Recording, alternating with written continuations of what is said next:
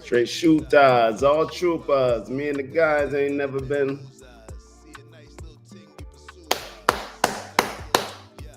It's an empty room. It's an empty room. I know. We're out of here on Sunday. I should turn the camera around. It's looking crazy in here. Hold on. It's looking so dirty in here. I'm gonna give y'all a quick little peek. It's looking crazy. It's empty. It's empty. No TV, no nothing. No TV, no nothing. All right, so Grand Rising, welcome, good people. Welcome, good people. It's great to see y'all. Just had to pause the music real quick just to let y'all know, like, yes, we are moving. That's why the back looks bare.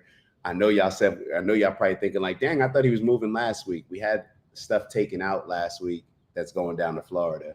It actually just arrived in Florida, of course, once I got up here yesterday. But it is what it is. It is what it is. You know, we're working with what we got. That's why I got a different camera, but I'm just grateful to still be able to have a conversation with y'all. So with that, subscribe, send to a group chat. Let's have a great show. We got a lot to talk about. Let's listen to a little music for the time being while y'all are able to get settled in, subscribe if you haven't already, and send out to your group chat. We need that energy. We need big group chat energy today. Everyone want to range, but the value that you bring, little boy, smart shade. I'm just saying, that's life, man. You control your destiny simply with your mind frame. You go hard from the gate every day, clean slate, and patience is a privilege. I ain't got so I win. Who's in the building? Hold up, we got Big Bro Doug in the building. Hey, Big Bro, don't ever apologize, man.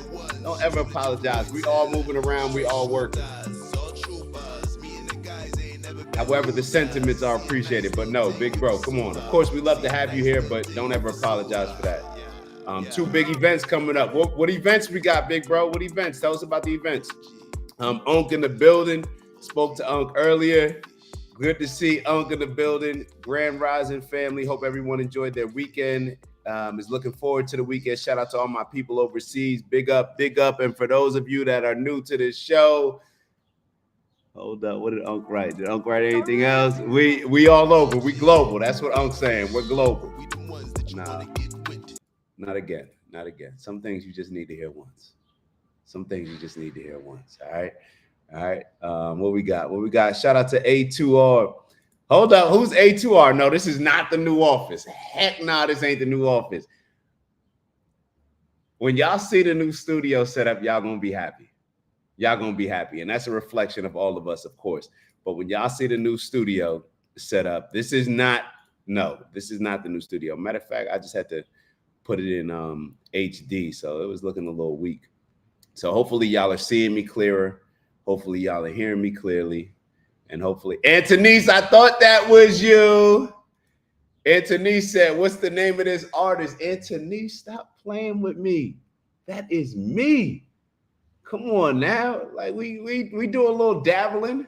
We do a little dabbling. So y'all remember this show, and Maya probably gonna laugh when she hear me tell the story. Y'all remember the TV show Jamie Foxx?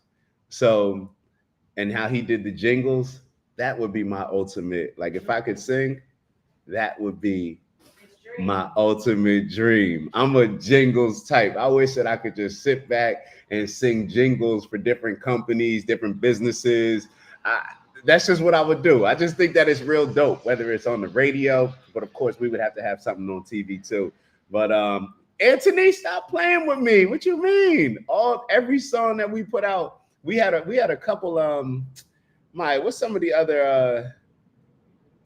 What was the old OG song that we had, Maya? I forget. Come on. Don't make me put my new joint on. I got a couple little joints out here. The old OG intro. Hold on. Let me see if this is it. Ew.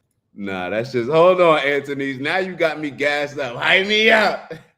Hype me up. Hold on. If I can find something real quick. What was the old our old intro? Nah, there was another one. See, she don't really be rocking with my music. I'm gonna be honest like that. she don't really be rocking with the music. I don't remember because I'm like Wayne in 2005, 2006. That's why I don't remember, because I put them out so frequently. You feel me? I just don't put them out. I make the song so frequently, I just don't put them out. Hold on, man. Hold up. This is about me this morning. Hold on. It's about me this morning. Hold on. Hold up. Now you got me hyped up. I want to play y'all this new joint, but nah, I can't do that one. Matter of fact, yo, come on, man. All right, hold up. I was just listening to dang, should I do that? You know what's crazy? I was just listening to the all right, so Anthony's, I'm gonna play this, yo. Y'all gotta hold y'all ears for a second because there's a little cursing in it. But I'm gonna play y'all a song that we did, an OG song a while ago. If I can find it. All right, I got it right here. Is this it? All right, I'm gonna play y'all my verse, man. Hold up. Come on, baby. I'm the OG of this OG, and I ain't never moved to OZ. Got a couple little niggas that owe me, cause ain't shit in this world gonna come free. I grind hard and got a day job so my family can live comfy. Now I bleed blown with young Rue, tough line, that's big home. That's all I'm giving y'all, because there was a little cursing. All right, let's focus up. We gotta get focused. Man. We gotta get focused. We gotta get focused. Oh, we gotta get focused, man. Anthony, so yeah, I love music. It's funny. I went through, like, last year, like, that was something that I used to do for my mental, where I used to try to do something artistically every week. And that was my thing, where I'd wake up on the weekends. It was usually on a Saturday. I wake up on the weekend and I pretty much would just tell myself, Queez, no. Shout out to my brother Queez in the building. But I would just listen to it. I'd pick an instrumental, write a verse, a little hook, and that would be that. I would never put it out or anything like that. But I just like doing it because it just taps into your creative juices and puts you in a different state. And for me, it would give me a mental break from talking about all this politics and all this other craziness that we talk about.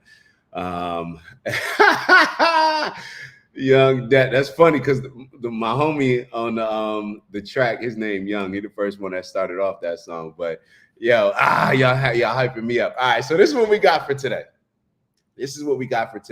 So I'm not sure if y'all were able to see the title of the show, but this Epstein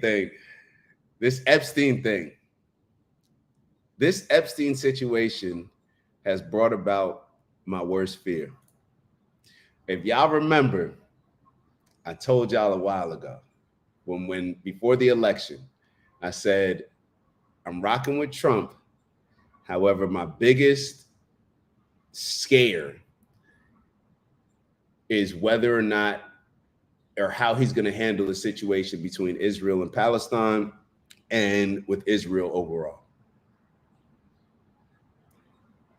My nightmare, I believe, has come to reality.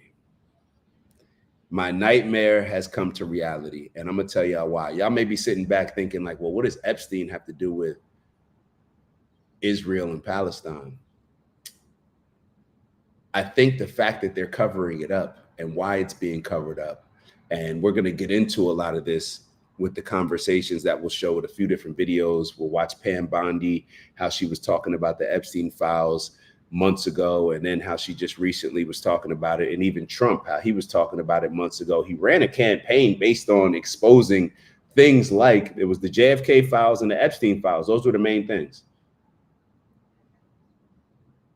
He ran an entire campaign with that being one of the focal points, and now he's acting as if y'all asking me about Jeffrey Epstein. They're lying.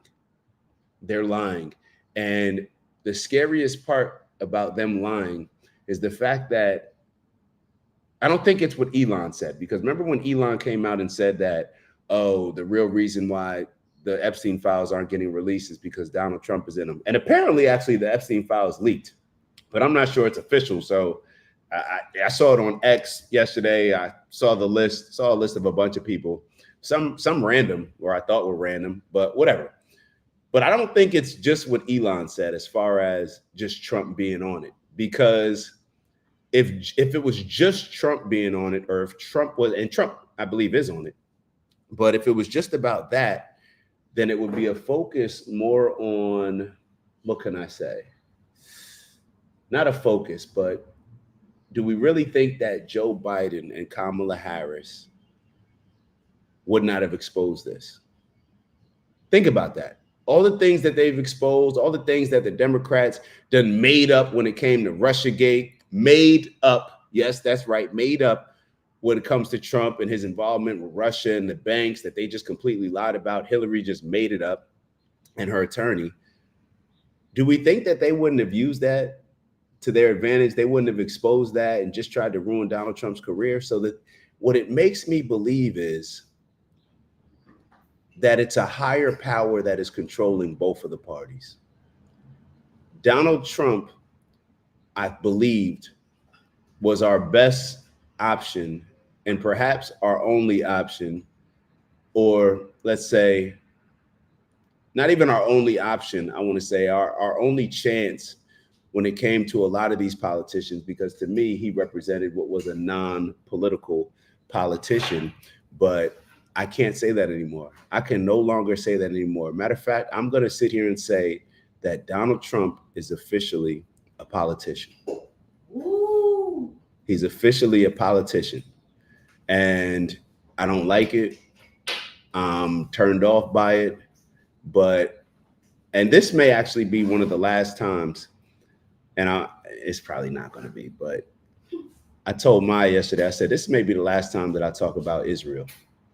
And the reason why I said that this may be the last time that I talk about Israel is because I am 100% convinced that Israel, or the powers that run Israel, however you want to look at it, is running our government. Israel is running our government. Benjamin Netanyahu and whoever he's over there, maybe he's not the king, maybe he's getting controlled, or maybe he's just the king on the chessboard and there's somebody else that's moving the pieces. I don't know, but we are being controlled. There's no way that y'all are going to look at these videos that I'm getting ready to show y'all and you tell me that these people are not blatantly lying. And it's not the fact that they're just blatantly lying, but they have to know that this is coming across as like everybody knows you're lying.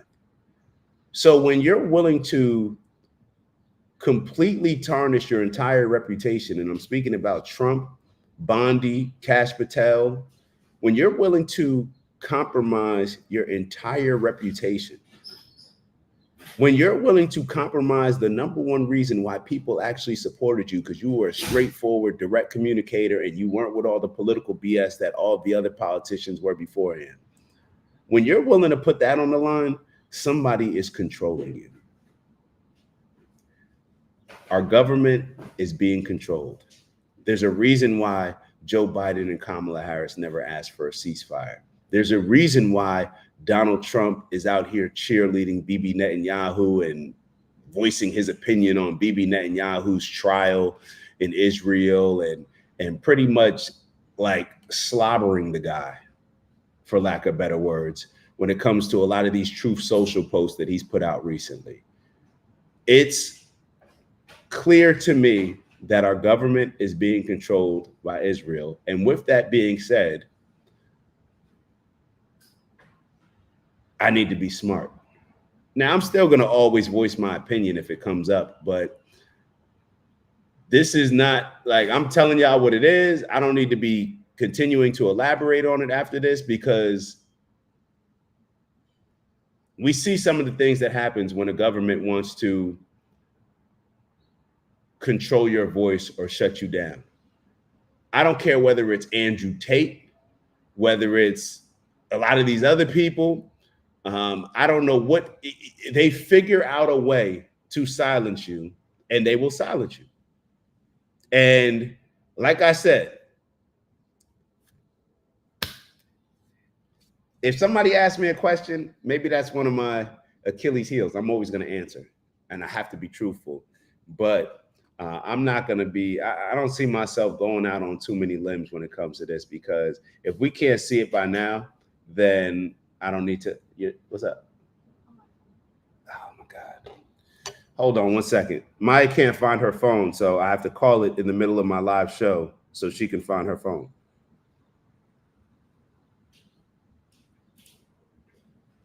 Antonice, yo, you're too good. You're too good. You're too good. You're too good to me. You're too good to us. And I saw somebody who wrote that earlier. I saw somebody ask if I saw the interview with Tucker and the Iranian president. I saw it. And I started to, and actually I wasn't sure if I should show it with y'all because to be totally honest, when I was watching it, it was hard to watch. Because it's being translated, so it didn't flow as well as a lot of other interviews, but we could definitely tap in and watch it if that's something that y'all want to watch. Not today because we got a full plate today, but that's something that we can definitely get into at a late date. Did you find it?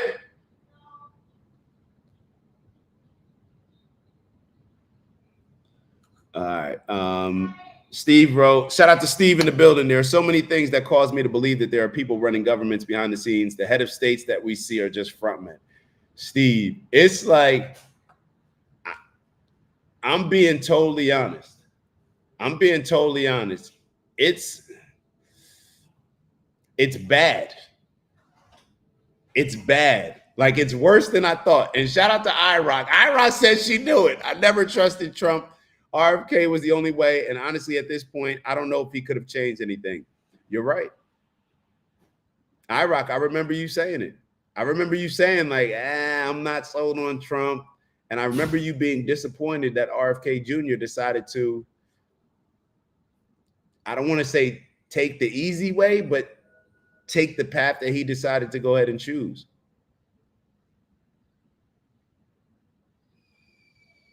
And hold on. Hold up. Shy said she sent the link about this in the group chat. Hold on, Shy. Oh, shoot. You did just send a message. Hold on. Hold up. Did you send it to the group chat? I don't see it, Shy. Hold on. Shy, resend it. I'll play it.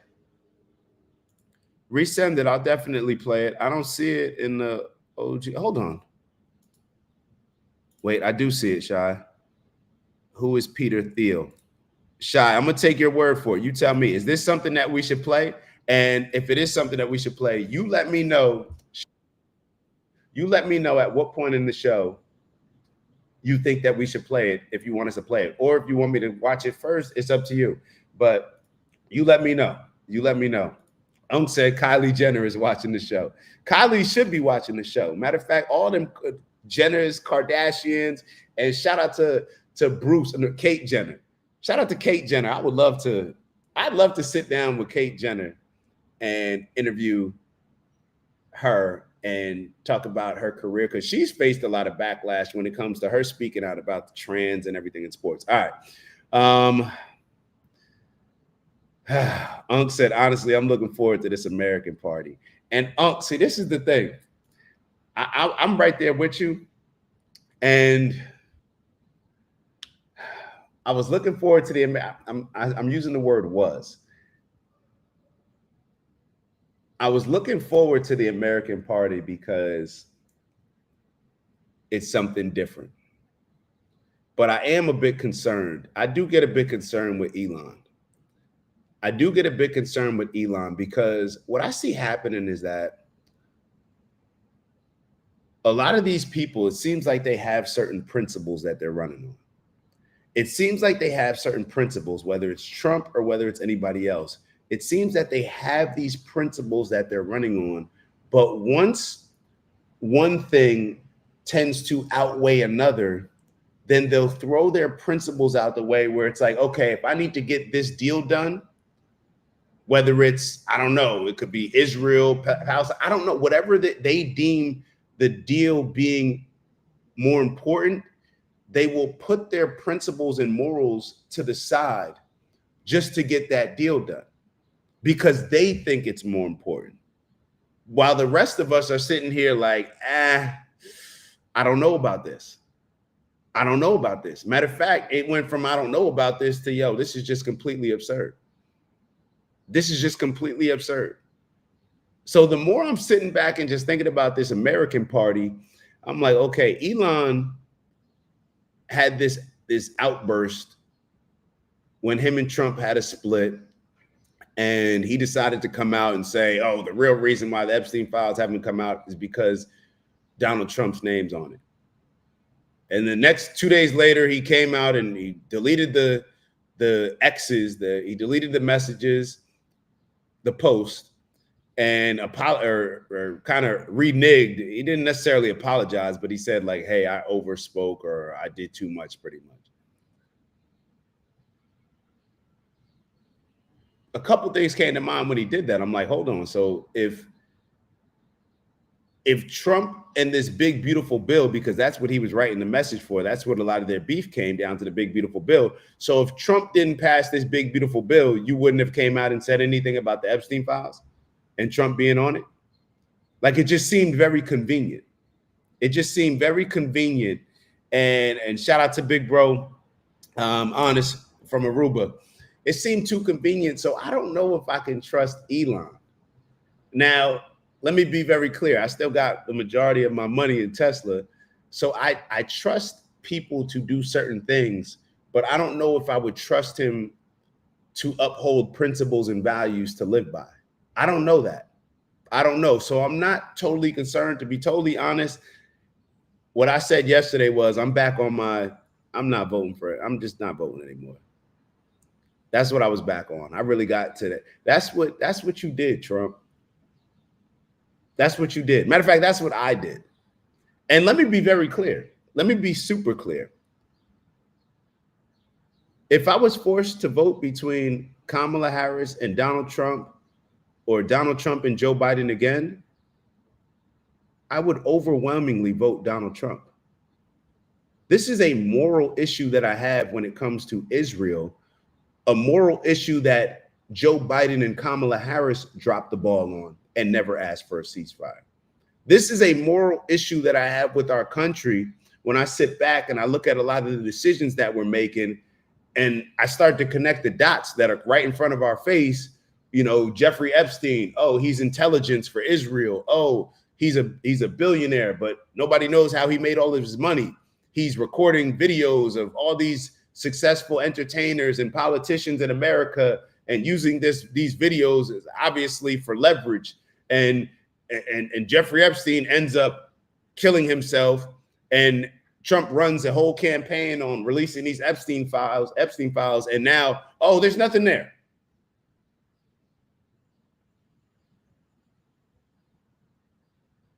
And Queens, there's certain aspects about Jill Stein that I like, but there's a lot about her policies. Like, I actually, let me say this. I like Jill Stein.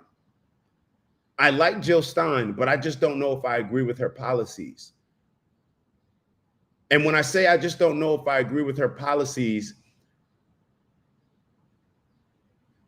to me, they bring out, and I'd have to refresh my memory on, you know, all of her stuff. But I remember listening to her interviews. I remember listening to the gentleman that she ran with, who she brought on as her vice president.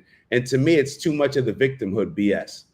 And when I say victimhood BS, I mean, I don't like people that are pushing certain aspects rather than get out and get it yourself. The government's not going to do it for you. So that's why I would still go Trump over Jill Stein from that standpoint, from a policy standpoint. Now, I have to be totally honest. The more and more I learn and the more I see going on with Israel and Palestine, with Israel and Iran and our involvement, the more I lean towards my emotions in a lot of way and towards what's righteous, now that I can be the armchair quarterback and with Donald Trump, because initially I thought that Donald Trump would be the best when it comes to creating some form of peace in the Middle East. Now, Donald Trump has dropped the ball.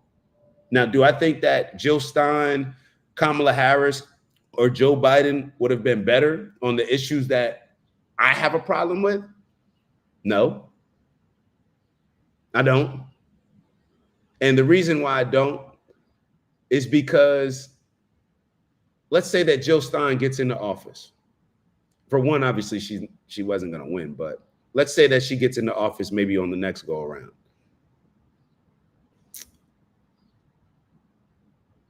I don't see how, if she does anything different, let me be very clear. Hold on.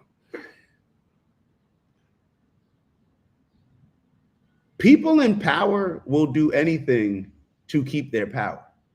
Now, I don't know how you feel about JFK and his assassination, why it happened, the conspiracy around it, why these files aren't being released.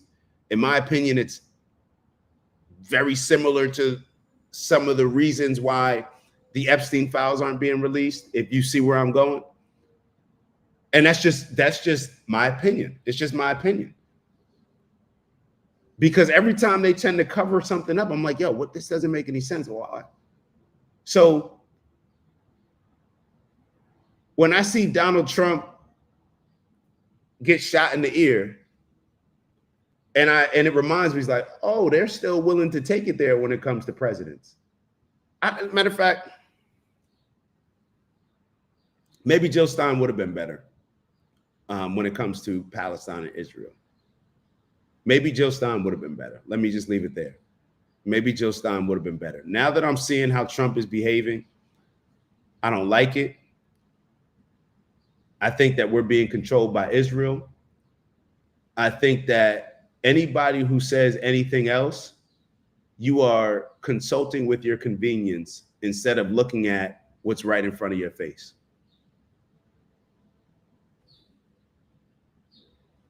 That's what I'm looking at. All right, let me try to, my fault. Let me catch up with some of these comments. Oh man, let me catch up with some of these comments. Yes, sorry about that. I'm sorry. Let's get into the show. It's already 8:30. My apologies. We're gonna look at this Epstein situation. I got a couple videos to show you guys. The first one that I want to start off with is the recent, this came out with Trump being asked in this cabinet meeting with Pam Bondi and Trump being asked about the Epstein files. So let's take a look at that, and then we'll go from there. We shall go from there. And now y'all see, hold on. Now a lot of y'all may see why when I heard people, and this is not about anybody in particular, I promise you, because there was a lot of people that I spoke to that were like this. When people were leaning pro-Israel and pro-this, I'm looking at it like, that doesn't align with the principles that I thought that you had. That doesn't align with some of the things that I've heard you say regarding other issues and your stance on them compared to your stance here. It doesn't align. When I hear the interview with Tucker Carlson and the Iranian president, I'm over here, and maybe this was another thing. This is another thing. I started to think about this whole, because when Tucker Carlson asked the Iranian president, and I'm all over the place, but it is what it is. When Tucker Carlson asked the Iranian president about why they say death to America, and the Iranian president, he responded and said, well, it's not death to all of America. Or he said something where you could pretty much take it however you wanted to. But what I did instead of that was I flipped the script. And I think that, I think it was Osama bin Laden's manifesto that we were listening to when he said that when it comes to hating the Jews, right, or hating Israel, I heard this and I didn't confirm it, but that a lot of the planes and a lot of the war efforts between Israel and a lot of the Arab nations, let's say you have a Star of David on your plane. Let me actually look this up. Hold on. Let me actually look this up. Matter of fact, let me ask y'all, do they put the Star of David on Israel planes? On Israeli planes. Hold on. Star of David on Israeli planes. Understand the Star of David is symbol just represents. Let me ask ChatGPT or this AI summary. Is the Star of David on Israeli planes? Because when I wasn't sure if that was from the interview that was with the Iranian president. All right, hold on. Let me ask ChatGPT this. This is important. I want to know this. Is the Star of David on Israeli planes? Because I heard, okay, it is. It is. I'll show y'all what I'm saying. Let me share it with y'all. Hold on. And I'm going to tell y'all why this is important. So this is what I'm looking at right here. So I asked, is the Star of David on Israeli planes? So I flipped it a bit. And if there was, let's say, a representation, the Muslim logo, and for lack of better words, I'm using the word logo. So my apologies if that's offensive. But, or if there was a cross on a plane, but let's say Muslim, what is the, hold on, let me use the proper terminology. My apologies. What is the logo of Islam? The crescent moon and star. All right. So if there was the crescent moon and star on planes that were coming to America and were dropping bombs and causing destruction, whatever it may be, if it was on the drones and all these different things, we would all look at it, or I would think, right? We would look at it and say, oh, they're using Islam. Like they're doing this in the name of Islam, right? It's a representation. It's like wearing a jersey that says Islam and then say, I don't play for Islam. You know, you get what I'm saying? Like if somebody wears a jersey that says Islam and they come and commit do something to somebody, then yo, that's the jersey that you're wearing. That's what you're repping. So you can't be offended or surprised when somebody's like saying like, hey, this was done by Islam, right? You know what I mean? Even though we should have enough common sense and enough understanding to say, of course, that's not everybody that believes in Islam. That's not every Muslim. But how do we think that the American people would actually operate? How do we think that people, when you're emotional, when you're involved in war, what do you think the reaction would be? This was done in the name of Islam, right? So when it comes to these Arab countries, when they're getting bombed and they look up and the planes have the Star of David on them, then, like, for one, what does one have to do with the other? Now, of course, Israel is a Jewish state. America, I thought, believed in separation of church and state. Now, some stuff has come out recently where now churches are now have the ability to endorse politicians. We'll talk a little bit about that later on. So that kind of muddles the water, I guess, a little bit when it comes to separation of church and state. But getting back to when people scream death to America, if you have your politicians, let's say we had Osama bin Laden and he represented a particular group. Let's say if somebody represented, I mean, he did represent a particular group, right? What was Osama bin Laden's group? Al Qaeda, right? If Americans said death to Al Qaeda, then I don't think most Americans would be looking around saying like, oh my God, you said that. People would be saying like, yo, that's Osama bin Laden's group. Yeah. How do you think the Arab countries feel when you see what Israel's doing to their countries, when you see what Israel does to Palestine, and you have the Star of David on your planes?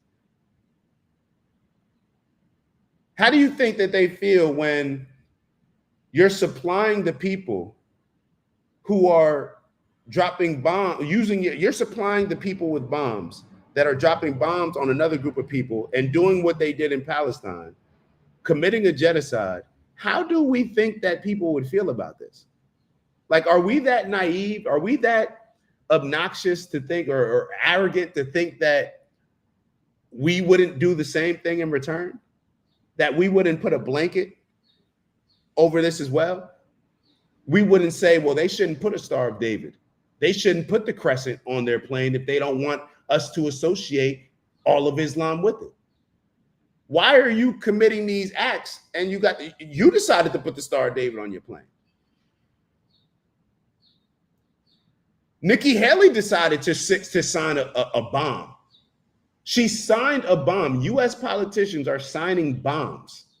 If you sign a bomb that you then give to Israel to kill and destroy and commit a genocide with Palestine, are you telling me if you were a Palestinian, you wouldn't, and you're seeing 1 out of 40 of the people in your country be killed, you wouldn't get to a point where maybe you say, hey, death to them? Now, of course, y'all know we're pushing peace on here. We're pushing peace on here, but I think it would be silly to not acknowledge how a lot of Americans would respond. We sit here and talk about all the time. Somebody comes in my house, I'm going to kill him, right? Like, that's what we talk about on the show. And this, I hope that this show doesn't get flagged, but it probably will. But we sit here and talk about if somebody came into our home, what we would do, right? Or what we think we would do, and how it would be justified, and how we would rationalize it, and how we would feel that we're just protecting our family. So why do we then, when it's somebody else coming into somebody else's home, act as if they got to play by different rules? And that's what it comes back to for me. The only way that you can justify that and see it as that is if you believe that certain people's lives matter more than others. That's just my opinion on it. The only way that you could say that, hey, the rules, this is the rules for me, and this is cool, but for them, no, they got different rules. The only way you can say that is if you think that you have a different standard than them. That's just my opinion. That's just my opinion. Let me get this off the screen. Let's get into this video. This is Symbol, sorry. And Professor, that's why Professor is who she is. Symbol was the right word. I'm sorry. I didn't mean to offend and say logo. I really didn't. Let's get into this. Let's get into this video about Trump getting asked about the Epstein files. Your memo and release yesterday on Jeffrey Epstein, it left some lingering mysteries. One of the biggest ones is whether he ever worked for an American or foreign intelligence agency. The former labor secretary, who was Miami U.S. Attorney Alex Acosta, he allegedly said that he did work for an intelligence agency. So could you resolve whether or not he did? And also, could you say why there was a minute missing from the jailhouse tape on the native staff? Yeah, sure. Hey, Pam, could I just interrupt for 1 second? Are you still talking about Jeffrey Epstein? This guy's been talked about for years. You're asking, we have Texas, we have this, we have all of the things. And are people still talking about this guy, this creep? That is unbelievable. Do you want?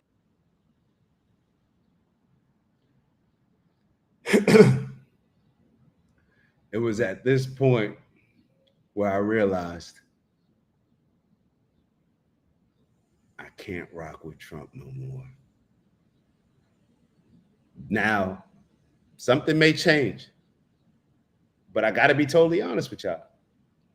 Because I'm not led by a person. I'm led by my principles, my values, integrity, and my morals. I have to be led by that.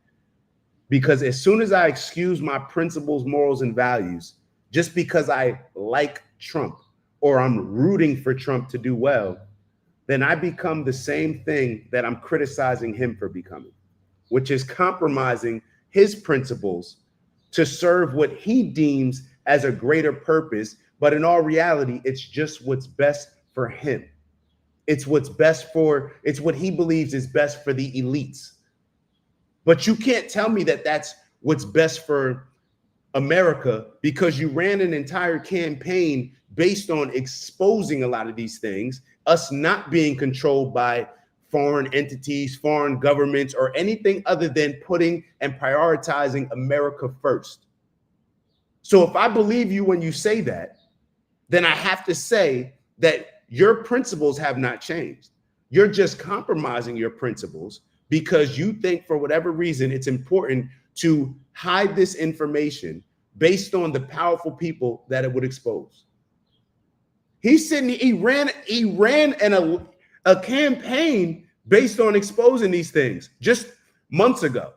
And now he's sitting there saying, y'all still talking about Jeffrey Epstein after y'all have promised, I believe, to release a lot of these files a while ago. A lot of this stuff was talked about day one, day one, day one. Pam Bondi came out and said that there were 200 victims with this, with what's in this file is disgusting, all this other stuff, just months ago. Now you're surprised why reporters are asking you about the Epstein files when he's being accused of being a spy after Ted Cruz already admitted that Israel spies on us. He's being accused of being a spy for Israel and holding our powerful politicians and entertainers hostage based on this to do whatever. He's using it as leverage to get them to do whatever they want, implement certain policies that are favorable to Israel. That's what he's being accused of. And you don't think that that's relevant, while the majority of Americans are sitting back and do not want to get involved in another war in the Middle East, supporting Israel what it's already done with Palestine, and now what it looks like it could be doing moving forward. The majority of your voters, MAGA, that's why your base is being split. And you don't think that that's a relevant question? He's lying. He's too smart to sound this dumb. He's lying. Want to waste the time, and do you feel like answering? I don't mind answering. I mean, I can't believe you're asking a question on Epstein at a time like this, where we're having some of the greatest success and also tragedy with what happened in Texas. It just seems like a desecration, but you go ahead. Oh, we're having some of the greatest times and the worst times, so therefore we shouldn't even be talking about this. This is one of the biggest stories and could potentially go down as one of the biggest cover-ups in the history of our country. Think about it. We're still asking about the JFK files. And we know a lot less about what happened to JFK, why it happened to JFK. That's seen as more of a conspiracy theory than this. Y'all have been on the forefront. Y'all were the ones putting out the information to us. Y'all were the ones telling us that this was a corrupt person who was pretty much doing a lot of disgusting things with little girls and with certain politicians involved. He was hanging around with all the elites. Nobody knows how he got his money. He was always associated with Mossad and Israel intelligence. And we're questioning now more so than ever, maybe, whether or not Israel is controlling our government, and Donald Trump is acting as if the reporter's asking a crazy question regarding Jeffrey Epstein, after y'all just came out and said, oh, there's nothing there. And when I say nothing, I mean based on what you guys already told us was there. Sure. First, to back up on that, in February, I did an interview. You go ahead. Listen to Pam Bondi. You know how somebody tries to sound so confident, like they rehearse something, but they try to sound so confident in their lie. And she probably can tell when she's saying it that it's not coming across the right way. And I'm going to pay attention to Marco Rubio too, and his facial expression, because they probably ran a play on all this and said, hey, we're shutting this talk down. Say what you need to say. Doesn't matter, but we're no longer pursuing this. She's trying to sound strong in this situation. Perhaps she should have just took Trump's lead and just not talked about it at all, because she sounds foolish. Sure. First, to back up on that, in February, I did an interview on Fox, and it's been getting a lot of attention because I was asked a question about the client list, and my response was, it's sitting on my desk to be reviewed, meaning the file along with the JFK, MLK files as well. That's what I meant by that. Also, to the tens of thousands of video, they turned out to be child porn downloaded by that disgusting Jeffrey Epstein. Child porn is what they were. Never going to be released, never going to see the light of day. To him being an agent, I have no knowledge about that. We can get back to you on that. And the minute missing from the video, we released the video. It was child porn. So I thought that it was pretty much understood that Jeffrey Epstein had a lot of these celebrities and politicians in his home, and he recorded everything that was going on. Now she's trying to make it seem as if the videos are only child porn. If the videos are child porn, are you saying that it's with adults in it? Or like I'm assuming that that's like,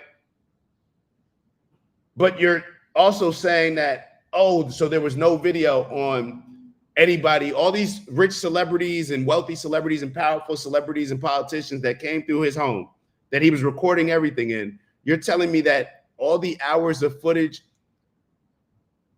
all that footage, you're saying that it didn't exist? It just doesn't exist. This is crazy.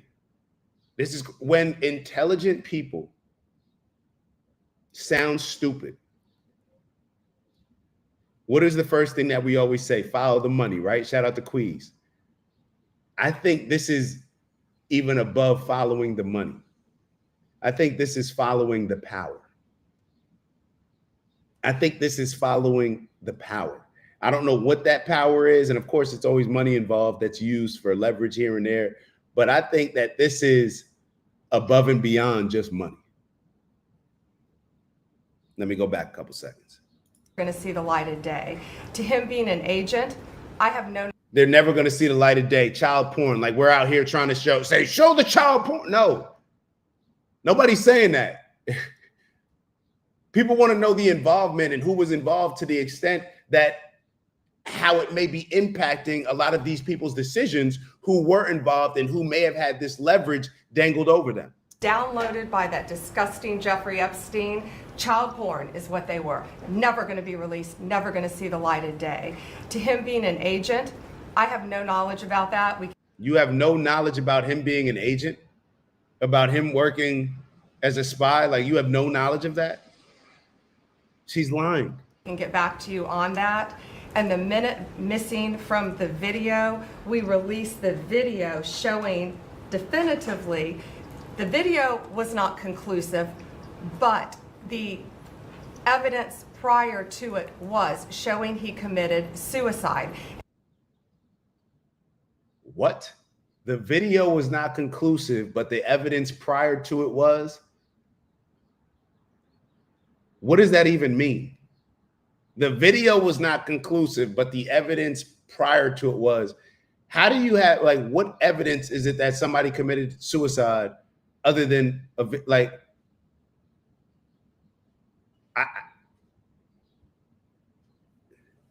maybe I'm not computing this quick enough. Let me run it back a bit because I'm confused. I have no knowledge about that. We can get back to you on that. And the minute missing from the video, we released the video showing definitively the video was not conclusive, but the evidence prior to it was showing he committed suicide. And what was on that, there was a minute that was off the counter. And what we learned from Bureau of Prisons was every night, they redo that video. It's old, from like 1999. So every night the video is reset, and every night should have the same minute missing. So we're looking for that video to release that as well, showing that a minute is missing every night. And that's it on Epstein. Your memo and She feels like she just dropped the mic. But in my opinion, all she did was expose the fact that, like, she thinks that, there's a minute missing every day. That's what the Bureau told us. So this is supposed to be one of the most secure prisons in our country. But they have this old system from 1999 that does not show a minute every day.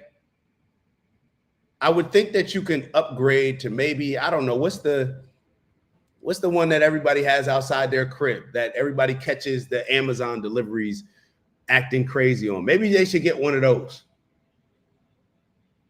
And the fact that the Bureau and the prison is aware that there's a minute missing every night, Pam Bondi, are you not realizing where our minds are going to go? our minds are going to go, well, hey, if I'm trying to off somebody and I know that there's a minute here where I can get something done, then wouldn't I do it during that minute? Now, some people may say, oh, that's not enough time. I don't know. I mean, I've never seen somebody off in real life, but, I've seen a lot of movies, and I don't know if I should use the movies as evidence, but I don't think it takes that much time to get rid of somebody, especially the type of people that we're talking about and the high level of people that we're talking about. They are completely lying. If you look at Marco Rubio this entire time, he has that face where he knows that this video is going to be replayed a lot. And he's almost sitting here like, dang, they got me in the middle of Trump saying some wild stuff, Pam Bondi lying, they both lying. He's sitting there pretty much like he's thinking about the future of his political career. He's thinking about the future of his political career, and he knows that this is going to come up, but he's trying to make a face, and he's not agreeing. He's not doing all this. He's just sitting there. So if something comes up later on, he can say, I had nothing to do with that. Look at me. I'm hearing it for the first time, just like y'all. Let me show y'all the video of Pam Bondi. I believe this is the clip. Let me show y'all the video. Pam Bondi on Jesse Waters' show. This is from maybe February or March. Let me play this video. Hold on. Let me get this screen shared for y'all. Share this tab instead. You guys should be able to see it. All right, let me make it widescreen. Hold on. Steve wrote, Rubio wants to slide that chair back to hiding those gold curtains. That's a fact. This is insane, yo. This is wild. This is why I'm not talking about this no more, bro. I'm not talking about this anymore. Like, this is it.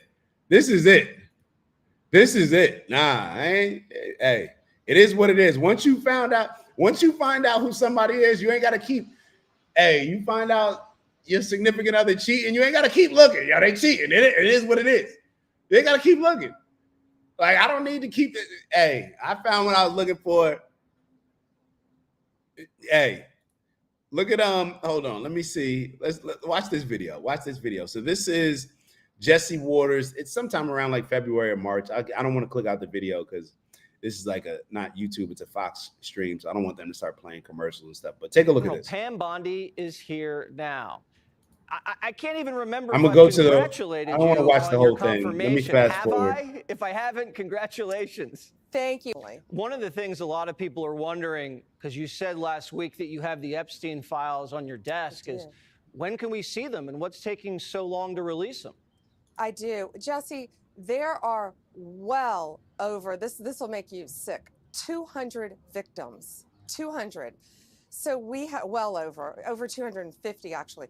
So we have to make sure that their identity is protected and their personal information. But other than that, I think tomorrow, the personal information of victims. Other than that, I think tomorrow, Jesse, breaking news right now, you're going to see some Epstein information being released by my office. What kind? Are we going to see who was on the flights? Are we going to see any evidence from what he recorded? Because he had all of his homes wired with recording devices. Yeah. What you're going to see, hopefully tomorrow, is a lot of flight logs, a lot of names, a lot of information. A lot of flight logs, a lot of names, and a lot of information. But it's pretty sick what that man did. Okay, well, we'll along look for with his that. Co-defendant. Absolutely, and he had help. That's for sure. He sure did. We're hearing reports that there was an investigation opened into James Comey, who may have thrown honeypots at Donald Trump back in the 2015, I think that's all we need to see.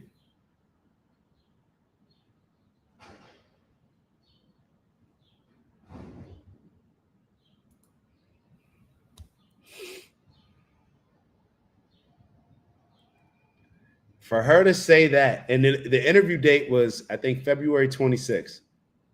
February 26, 2025.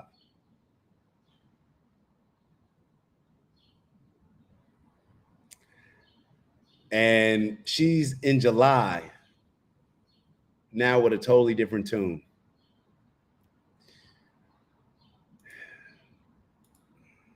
This is gonna hurt. This is gonna hurt all their careers. This may have been the time to say, you know what, I'm gonna have to step down. If I'm Pam Bondi, then what would you do if you're Pam Bondi? Would you say, I mean, nobody knows what we would actually do, but I would like to think that I'd just be like, hey, I'm gonna have to step down on this one. I'm gonna have to step down on this one. If you guys want me to present this information this way, I'm gonna have to step down on this one. And because I can't condone this, I can't go along with this. Now, remember what I said about how powerful people can they figure out a way to get what they want. Shout out to Ebony in the building. Powerful people figure out a way to get what they want. So I'm sure there's some fear there. I'm sure there's some fear there. If I'm sitting here saying like, yo, I ain't talking about this no more. Maybe Pam Bondi's on the same thing. However, I didn't take an oath to serve whatever position she's in. What is Pam Bondi's role? Hold on, I forget.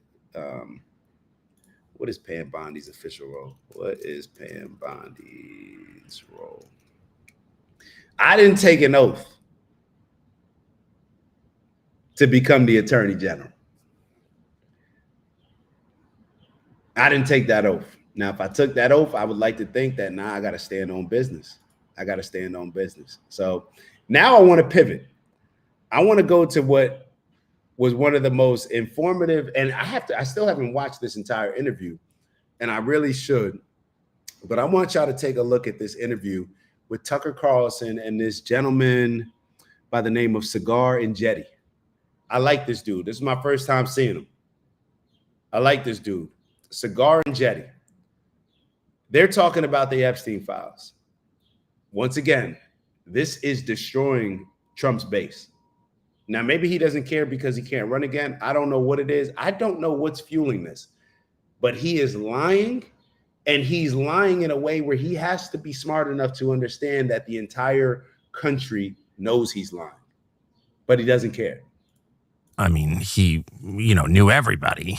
I mean, I will say, in his, in the defense of people who got caught up in this because they went to dinner at Epstein's, like that George Stephanopoulos, for example, who I disagree with on everything, but like, I know George, and I don't think George was having sex with kids at Epstein's. Yeah. Like Epstein was, just part of like the social fabric, right? And Trump knew him for that reason also.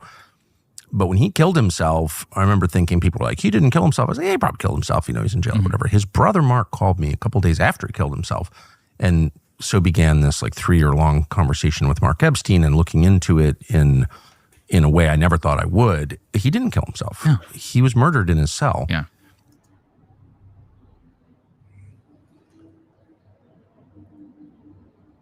Now, think what you can about Tucker. You may love him, hate him, whatever. I think we can agree that Tucker says what he believes. Now, he can be wrong. I know he got into the issue with Dominion, with Fox. If you think that he was wrong, whatever. He can be wrong on certain things. And he actually acknowledged that he was wrong when it came to Ted Cruz, that Ted Cruz interview with him pushing for us to go to war with Iraq at the time. But I don't take Tucker Carlson as a liar.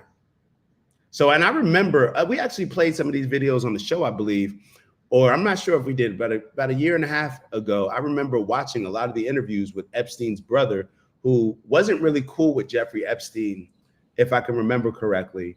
He was doing interviews with Tucker Carlson because he said, like, look, whatever they're saying happened with the suicide, it wasn't true.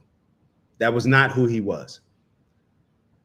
And Tucker Carlson, he did one of these Tucker Carlson or Candace Owens type of deep dives into it, where he just wouldn't let go until he could find an answer that he was comfortable with. I don't think Tucker Carlson's lying. It could be wrong, but I don't think he's lying. killed himself. He's in jail or whatever. His brother Mark called me a couple days after he killed himself, and so began this like 3-year-long conversation with Mark Epstein and looking into it in a way I never thought I would. He didn't kill himself. Yeah. He was murdered in his cell. Yeah. And I think that's really meaningful. It's the most secure federal lockup in the United States. How can that happen? Well, it can't look at happen the without story. state actors involved. That's okay? right. Look at the story that we were told at that time. Part of the information dump here by the administration is some hours of footage. We were told that footage didn't exist. We were told that this was some guards who were, off. I think they fell were on asleep. duty. They fell asleep. None of it exists. And actually, it was all part of a screw up, and the camera angles wouldn't even be able to show anything. But that's why they're relatively confident. So where did this camera footage even come from? Well, the camera footage doesn't even, first of all, it ends before they take his body out. Right. Why can't we see that? Yep. And the angle on it is absurd. Yeah. But the real question, just not to be pedantic, but the real question is, who are the other inmates on that cell block? So no one came in or out of the cell block. I think that's fair. It was the most secure cell block in that federal lockup in Manhattan. But who are the other inmates? And I went to Department of Prisons, which is part of DOJ, and asked, what are their names? Oh, we can't for privacy reasons. Really? These are people who can't vote or own a firearm? Yes. For the rest of their lives, but somehow they've got a HIPAA law or something around who's a federal inmate? Fuck you, actually. Yeah. Sorry. It made me so mad because, of course, if Epstein was murdered, and it's very clear that he was murdered by another inmate. That's right. And we know that a bunch of them were transferred out of that unit right after he died. Who were they? Where are they now? Why can't we get an answer to that question? So the whole thing that this tape shows that he didn't kill himself is like a joke. But worse than that, it's a joke that we all get. They're not fooling anybody. So I feel like we're at a dangerous point now. Yeah, I agree, because the lie is more the lie at this point is not even part of trying to convince any of this is true. Yes. The lie is a signal to everybody else involved in the scheme that to the ultimate ends, the United States government will go to protect all of you. Yes. And that's the for Man, what is that smart. purpose? Can you say that again? Okay, Yes. so it's a signal. The lie is not for you and me. The lie is for those implicated to say, no matter what, we will protect you. And then we have to start asking the question, why? As in, what is the purpose of this entire thing? Why does it matter that it happens right before the Israeli prime minister comes to Washington?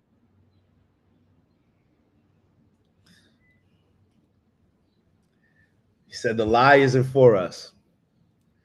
The lie is to let everybody else know that we will go to whatever lengths necessary in order to protect you. It's Trump waving a white flag on principles. It's Trump waving the white flag on morals. It's Trump waving the white flag and telling his base, F you, there's something more important here.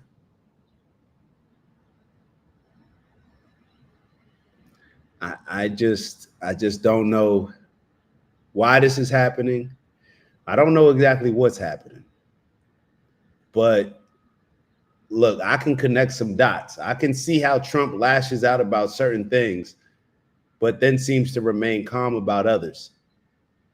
What did Trump say maybe a couple weeks ago when he was lashing out that morning when he was walking to the plane and he was cursing? Who was he talking about? They don't know what he was coming at Israel. Now, he said certain things about Iran, and the reporters are trying to ask him about Iran. But you can tell, anybody being honest, you can tell that his energy that day was more aggressive towards Benjamin Netanyahu, Bibi Netanyahu, and Israel. Y'all know what interview I'm talking about when he said they don't know. They've been fighting for so long, they don't know what the F they're doing. If we're being real, we know where his energy was stronger towards. He lashes out when it comes to that, and he's blatantly lying when it comes to this. Two issues that one obviously concerns Israel, and the other, which I may think is obvious, but everybody may not think it's obvious, but what is real and true that you cannot deny is that people are accusing it of being associated with Israel.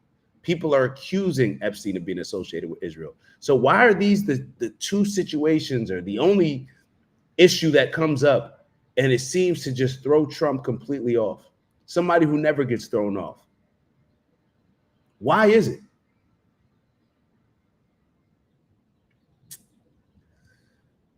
Let's keep going. For the third time, as you said, what is the linkage here between those two? And the linkage is the fact that even a surface level view of Jeffrey Epstein, of the case, of the entire public record, reveals Alex Acosta, who said he belonged to intelligence. He said that. The person who was responsible for the Sweetheart 13-month deal. Alex Acosta, who is the U.S. attorney, said, and I believe he testified this in sworn testimony, said, I was told he belonged to intelligence. That was a key part of why the charges were dropped against him. And, he got some Sweetheart Palm Beach County Jail situation where he was allowed to leave on the weekends. And why, even though I know you'll forgive George, but I actually won't. I don't have dinner with pedophiles. I'm not sure about you. I'm generally aware of the people who I am around. And if I can get invited to someone's house, I do cursory Google searches. That's generally what, I think that's normal. Smart. I don't want to be in the presence of people who I think are like genuinely evil. That's what I think. So for me, I actually can't forgive many of the media figures and the presidents, people like Bill Clinton, Kevin Spacey, all these other high profile figures, specifically because it was all out in the public record. And then in particular, all of these high flying Wall Street financiers and Deutsche Bank, remember, they were fined. I think it was the New York Financial Services. I read that entire report. It's one of the most extraordinary reports I've ever seen, because they specifically talk about how the bank ignored almost every single one of its own procedures that it would apply to any other client. And that at the highest levels, and remember, I think is the Barclays CEO, he's already been in trouble for this, for covering up much of this in one of the largest financial institutions in the entire world.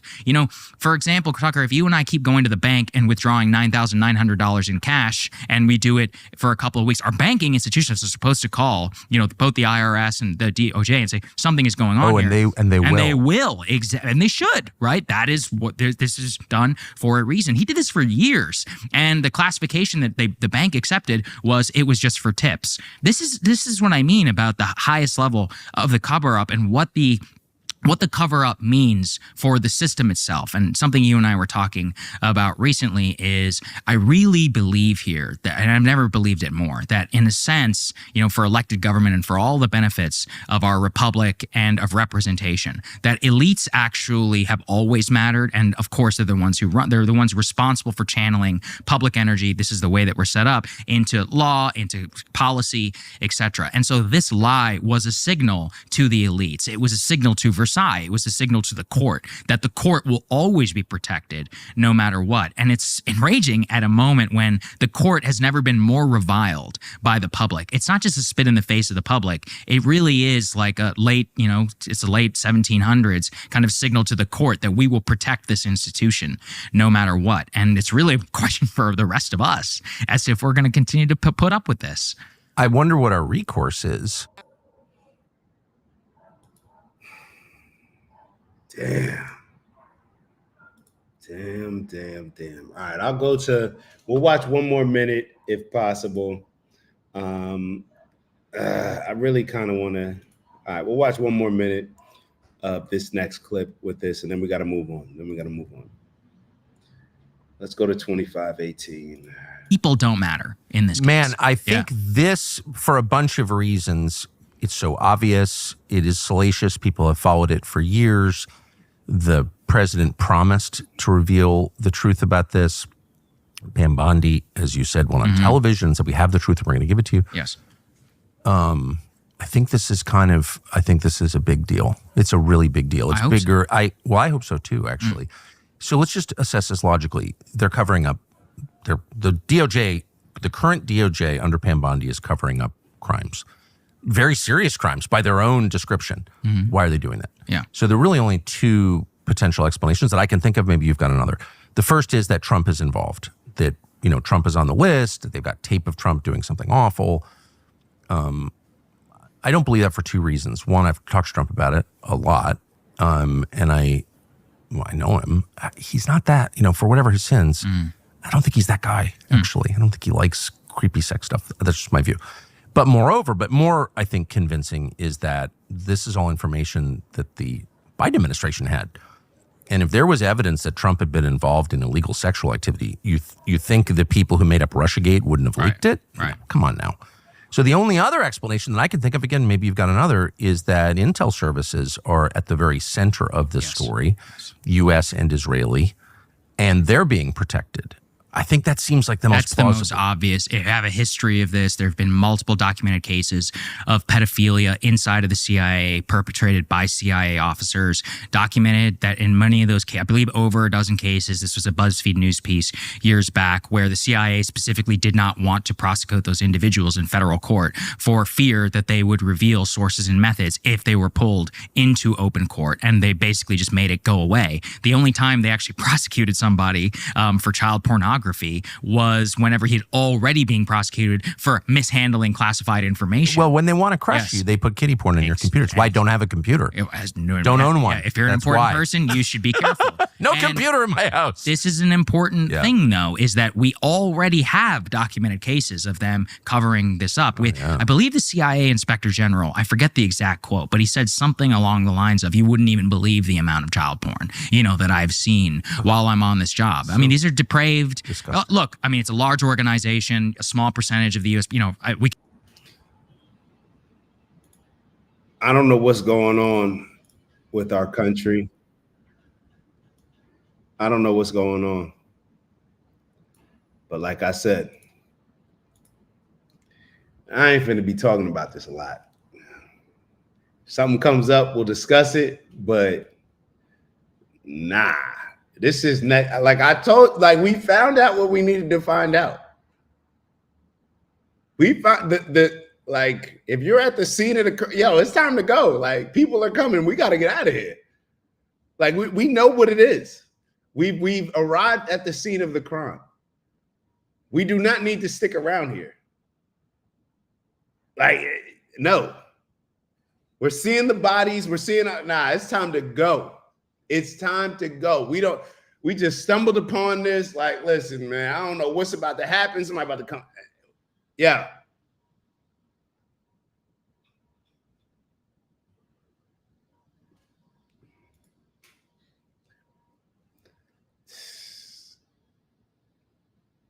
It's crazy, Ab. It's crazy. It's crazy. We're living in some weird times, man. We're living in some weird times. We are living in some weird times. And I just don't. I'm going to be totally honest. I don't know if I see.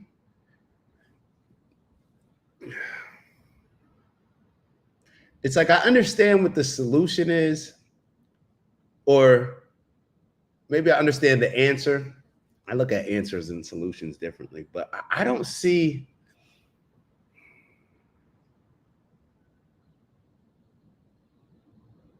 I don't know. IROC said Tucker's naive. Trump's exactly the type. I don't think that Trump's that type, IROC. I may be being naive as well. I honestly don't think that Trump's that type. For all of what Trump may be, I think that it would have been exposed by now. I really do. If Trump was out here moving around like Diddy or doing some type of stuff, I think that it would have definitely been exposed. All the dirt that they've tried to uncover on this man,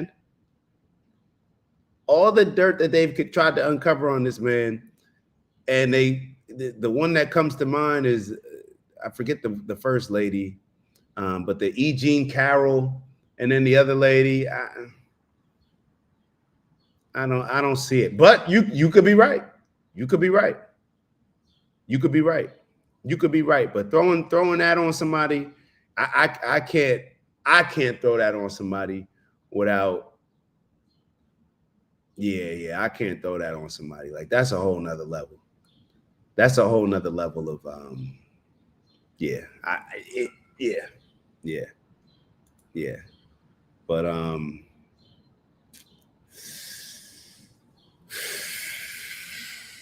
weird times. All right, so let's move on. We're gonna move on. We're gonna stay in politics. Was gonna give y'all a break. Matter of fact,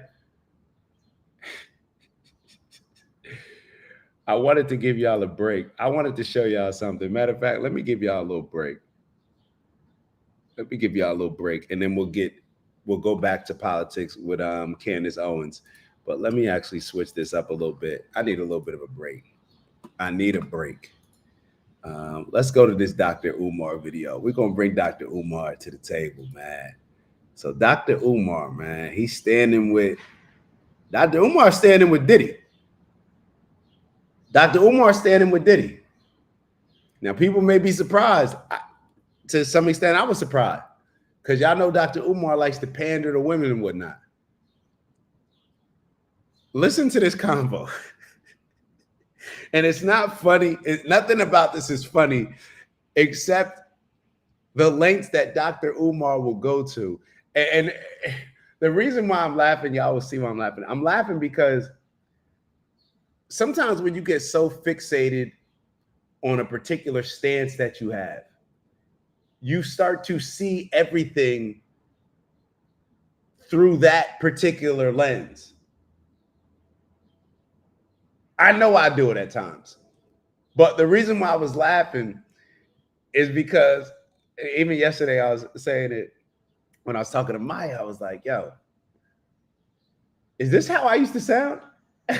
Like, is this how I used to sound when we talking about one issue and I bring it back to this? Well, the problem is this, and it has, and I'm just missing like yo, I don't know if there's a connection to, or if that's the reason.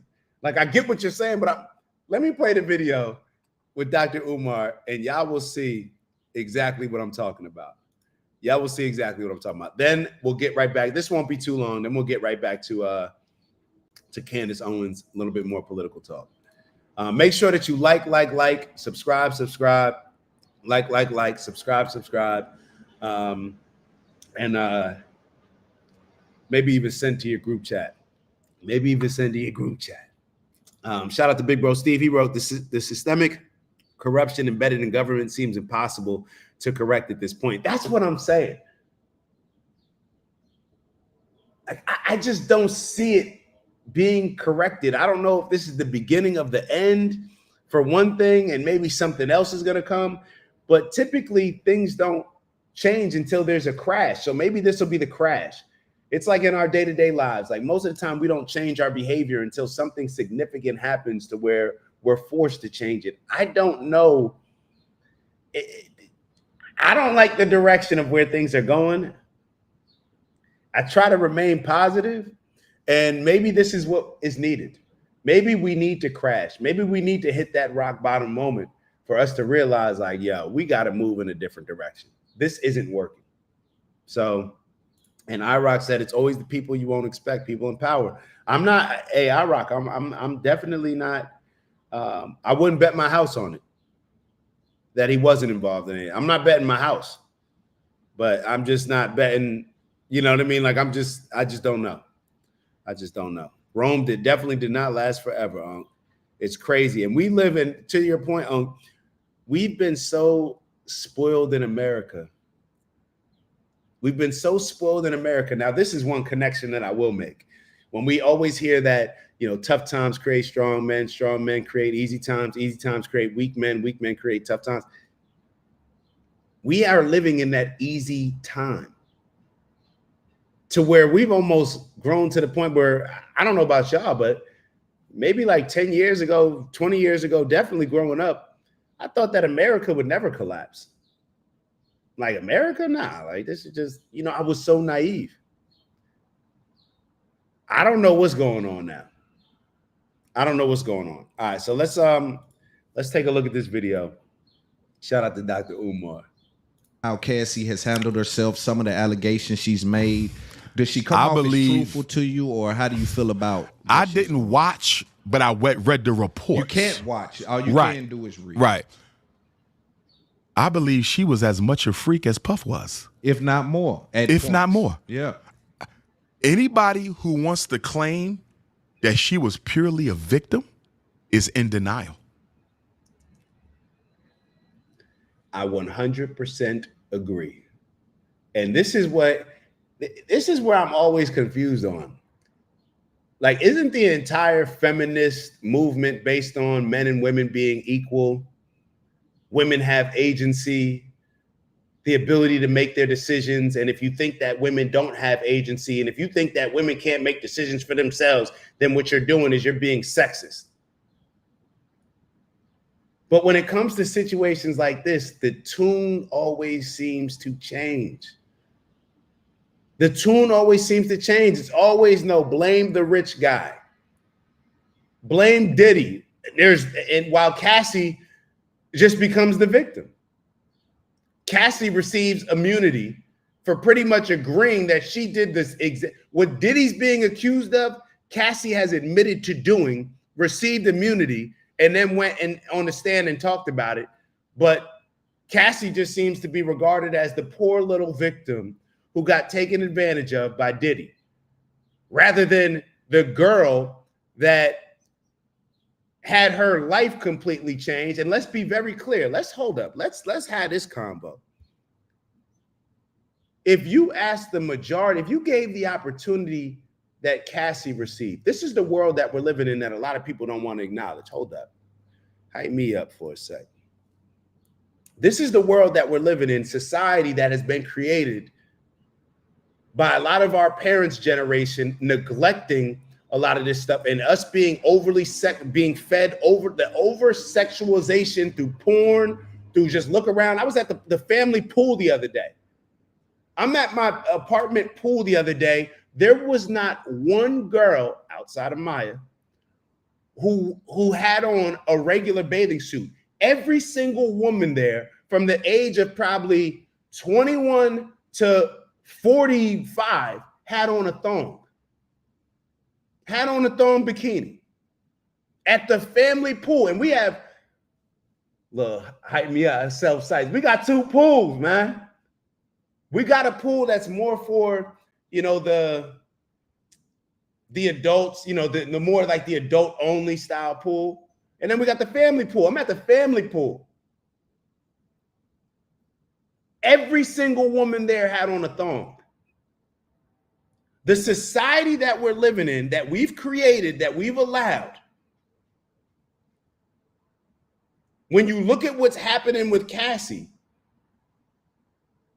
and it affects men as well, because, and my boy, shout out to my boy Chris Broby, he just put out he just did an interview with a doctor, and how this is impacting a lot of young boys too, a lot of young men, where so watching porn so much to where they can't even get erections in real life situations with their significant others or whoever they're having sex with. Look at said, can I come over? And Maya said, probably to 50 years old. Yeah, you had the old lady in there, her kid about to drown. She, whatever. This is the world that we're living in. And I lost kind of my train of thought. And Maya said there were toddlers, and they were there with their toddlers in thongs. And I've been complaining about this for years.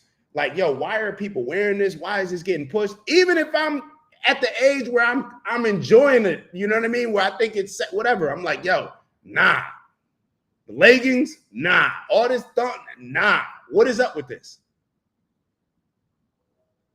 This is the society that we've created. So the point that I was getting ready to make, because I caught my train of thought, if you offered Cassie's situation to the majority of young girls out here, let's say, I don't know what Cassie was, 18, 19, 20. If you offered the situation that Cassie was in with Diddy to 18, 19, 20-year-olds, 30-year-olds now, because the 35-year-olds and 40-year-old women out here acting like they're in their late teen years, if we're just being real. And I got a video to show y'all on that with Cheyenne Bryant. We're going to talk about that. But if you offered Cassie's situation exactly as it was, getting beat and everything, if you offered the entire situation to 18, 19, and 20-year-old women, I believe that the overwhelming majority of women would take that contract. oh, he dragged me one time or he beat me. It's sad. It's disgusting. But I believe that they would take that deal. Wasn't she getting paid? How much was she getting paid a month? Let's just be real. There's girls out here that go through a lot worse than what Diddy was putting Cassie through, and for a lot less money, if any money at all. There's girls that go through that, and they covering the majority of the bills. This is the society that we've created. But we look at Cassie as the victim.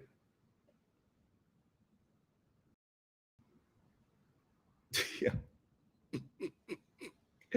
Bez said, let me see that thong. You and Bez wear short shorts.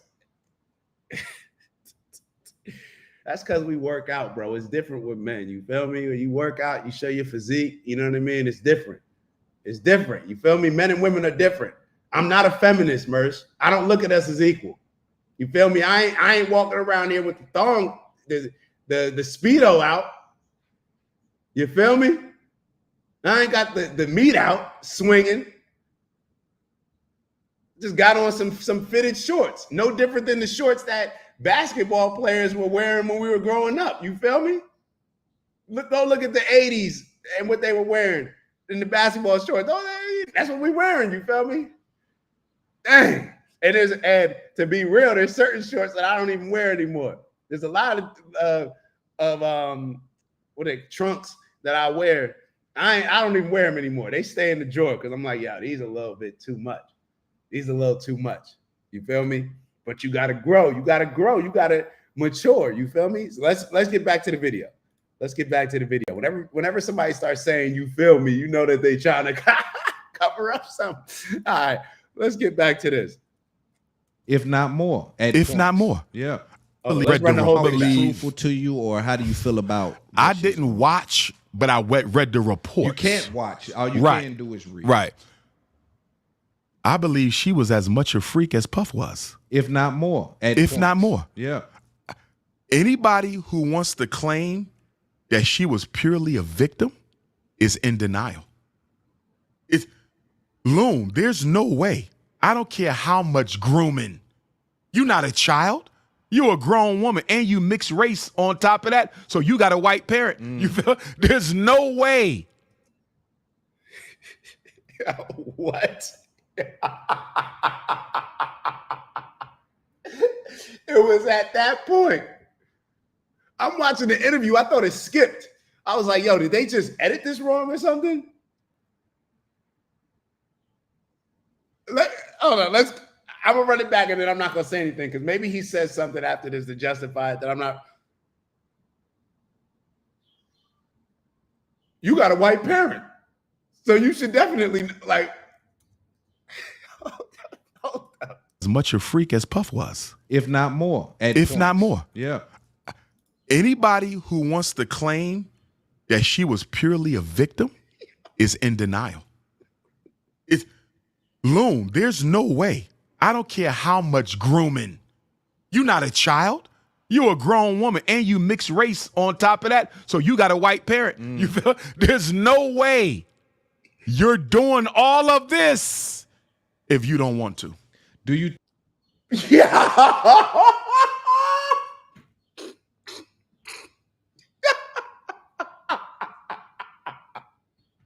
Yeah. Yo. I literally had to have like a real like combo with myself and just reflect. I'm like, yo, is this how I used to sound? Like when you connecting everything, I'm like, yo, what does having a white parent have to do with anything that he just said? Because I agreed with him 100%. But then when he said that, it was just like out of left field. Now let's see how. Now this a lot of times it's how people respond to it and condone it. Let's see what Loon, I believe his name is, had to say after he said this. You're doing all of this if you don't want to. Do you think that? No way. From a psychologist standpoint, not for a woman with a white parent. What about the Stockholm syndrome thing that people are trying to Oh, that's very parade real. around. I believe that all of that. Not for a woman with a white parent. Bro, this is how he loses people, bro. Or maybe I'm just, I don't know. Maybe I'm just not woke enough. Maybe I'm being Uncle Tom. I don't know what it is, but I'm not seeing the connection here. It seems like Umar is just trying to play, like nothing can happen without you bringing up race. This is the problem with, what is it called? Critical race theory. This is the problem with critical race theory, in my opinion. You see everything through race first. This is the problem with it. It's like, wait, what? Like, but let's continue, because I do think that he's going to make some more points that I agree with. So let's continue. Thing that people are trying to Oh, that's very parade real. around. I believe that all of that bears some truth in this case, but cannot be completely explained by it. Here's the problem I had with the Cassie supporters, right? And I empathize with the sister as well, because Right. Puffy did take advantage of her. Yeah. The problem I'm having, Loon, is I'm seeing people go out of their way and make excuses for her because she's not an all-black woman. If Cassie wasn't light-skinned and mixed race, do you really think she would be getting this type of sympathy from the black community? Right. Or the America at all? No. Right.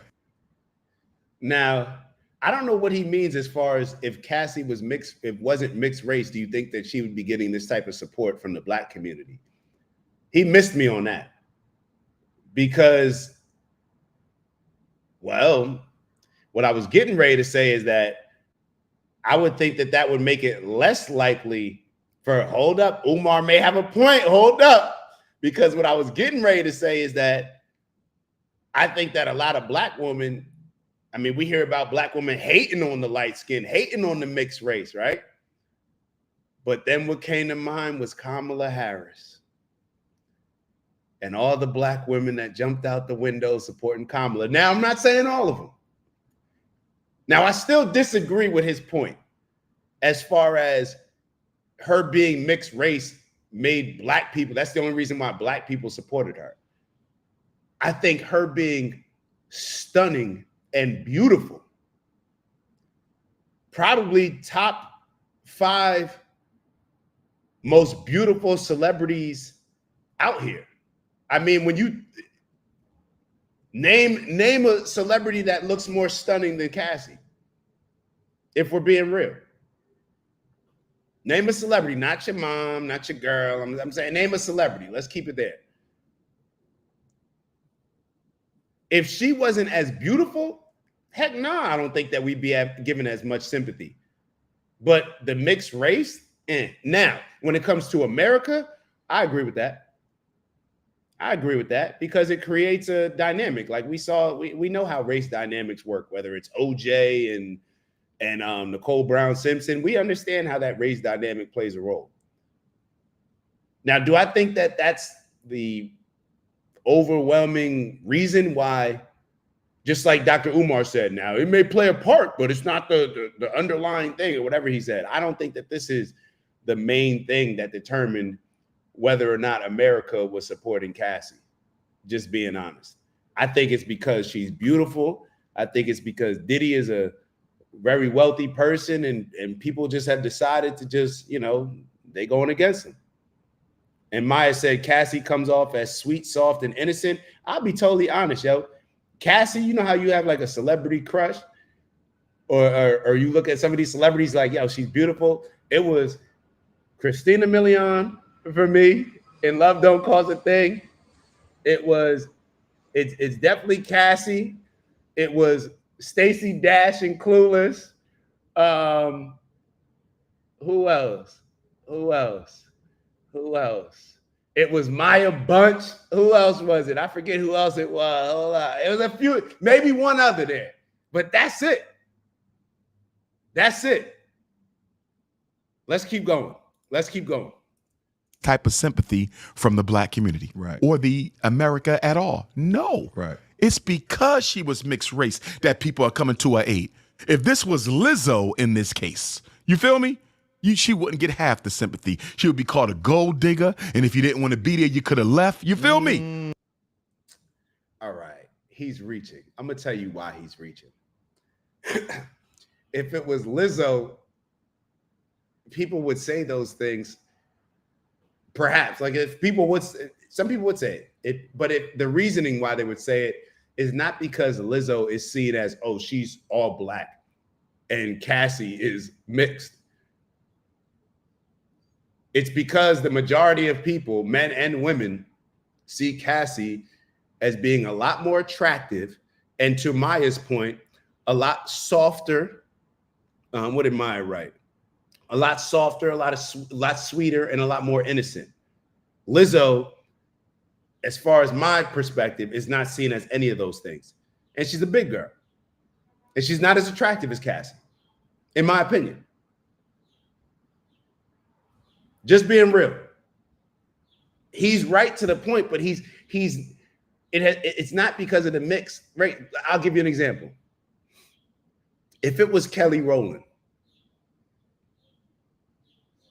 I believe Kelly Rowland would get just as much support, or maybe more support from black people, to be totally honest, but just as much. So there it goes. What you mean I ain't name a chocolate beauty? I named 2 chocolate beauties and 2 light skins. How I ain't named no chocolate beauties? I told y'all. Hold up. Stacey Dash not chocolate? Maya Bunch not chocolate? Maya definitely chocolate. Stacey Dash not chocolate. See how they Stacey Dash not chocolate? And even if I didn't name no chocolate, I like what I like.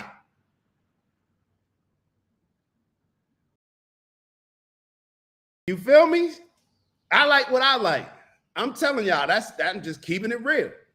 It is what it is. That's how I was looking at it.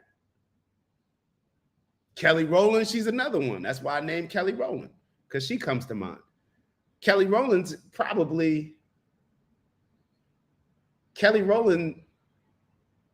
Now, Stacey Dash, when Clueless came out, that was just a moment. But Kelly Rowland, I probably would put Kelly Rowland and Stacey Dash, or maybe Kelly Rowland above Stacey Dash, I'll be honest. But yeah, forget all that look stuff. Yeah. But nah, I definitely named it Chocolate Beauty. Stop playing with me. Stop playing with me. Stacey Lightskin, LOL. That's what Umar was talking about. But yeah, you said Kelly. I never looked at Stacey Dash's light skin. I guess she Stacey Dash's light skin. Hold on.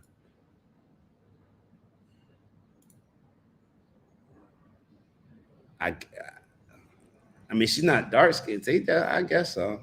No, Eb, you're light skinned. Stacey Dash is darker than you. But let's keep going.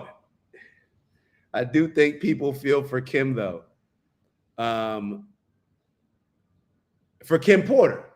Yeah, for Kim Porter. I would agree with that as well. I have heard many mention Selma Hayek from Dusk Till Dawn. All right, so hold up. Yeah, Maya.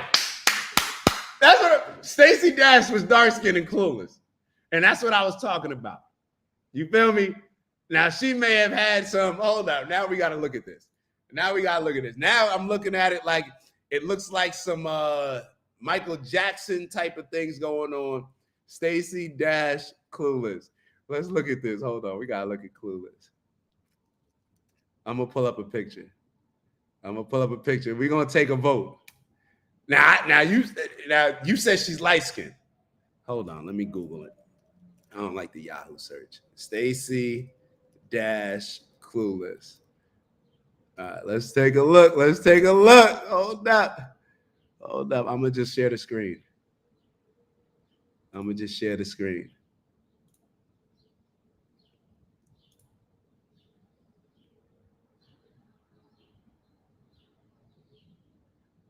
Definitely not dark. Definitely not light, in my opinion. But somewhere in the middle. She's brown skin. So Eb, if she's light skinned, what are you? If she's light skinned, then what are you? See, y'all, man, all y'all see, this is the problem with everybody looking at the skin tones. I just said that the girl was beautiful, and now we got to get into you ain't named this, you ain't named. That's the problem. We're seeing it happen in real time. Everything ain't about race, Ed. Everything ain't about complexion. Love who you love. You feel me? Let's get back to Umar, man. Ed, I can tell, Ed, you a Umar follower, aren't you? Keep it real. Umar says that stuff and it makes you feel good about yourself, right? I peep game. I be peeping your post a little bit on the gram. I know what you. All right, let's keep going. Let's keep going. Yes. I didn't think about Black that. women don't give black women that type of support. This is only happening because Cassie is mixed race. Yes. And there's a lot of people who are, so from a psychologist standpoint, can you explain even what Stockholm Syndrome means to people? Stockholm Syndrome is when someone grooms you, dominates, destroys you, to the point where they eliminate any imagination or memory of you being independent or wanting independence. You start to depend on them. You start to rely on them. They become your world, and you start to believe that you cannot exist without them, despite the fact that they are punishing you, manipulating you, and putting your life in danger. Our enslavement in America. So that's all we really need to see on Umar. I just wanted to have that little, just wanted to break up the political talk with that. But and I'm glad we did. I'm glad we did. Hold up, Ed, you still ain't say if she light skinned. All right, I'm gonna leave it. Merce said I'm cocoa skin tone. Me, I'm I used to think I was dark, but I'm still dark. I use the darkest emoji. So I don't emojis. All right, let me but who knows, man? Who knows? And now I'm starting, you know what's funny when it comes to this? You know what's so funny? Like, true story. All these talks about race and everything, like not this combo. I just thought about it. These combos about race, like me, kind of how I see the world right now compared to how I used to see it before, which was more from a critical race theory kind of perspective. I always go back and forth on, I always use the dark skin emojis, but lately I've been going back and forth between the gold and the dark. And it's because I'm sitting here thinking like, yo, do we pay attention too much to, it's like the balance, right? Do we make everything too much about race? But then it's like, well, we're not all the same. We're different. We should just celebrate everybody's differences. But it's almost like we're too mature to just celebrate everybody's differences without using that as a way of dividing us. You know what I mean? So that's just kind of the thoughts that I had in my head. Just some of the Dak Booker T skin. All right, let's move back to the politics. Man, I appreciate y'all. All right, so this will probably be, so we're probably not going to get to the Paul Pierce, Cheyenne Bryant video, but we'll finish up with this Candace Owens video. I want y'all to take a look at this because I think this is important. And I have a couple other videos that it made me think about that are on separation of church and state. So I want y'all to think about that while we're watching this video. How do y'all feel about separation of church and state, especially when we see what goes on in the Middle East, where things are more identified, it seems like, by religion than they are in America and maybe Western culture overall, whether it's Canada, whether it's America, even whether it's really Mexico. I don't really see a lot of the countries that we're close to focusing on religion as much as the Middle East. Now, obviously, because that region is what it is, that region is seen as the holy region, the holy land, however you want to classify it. But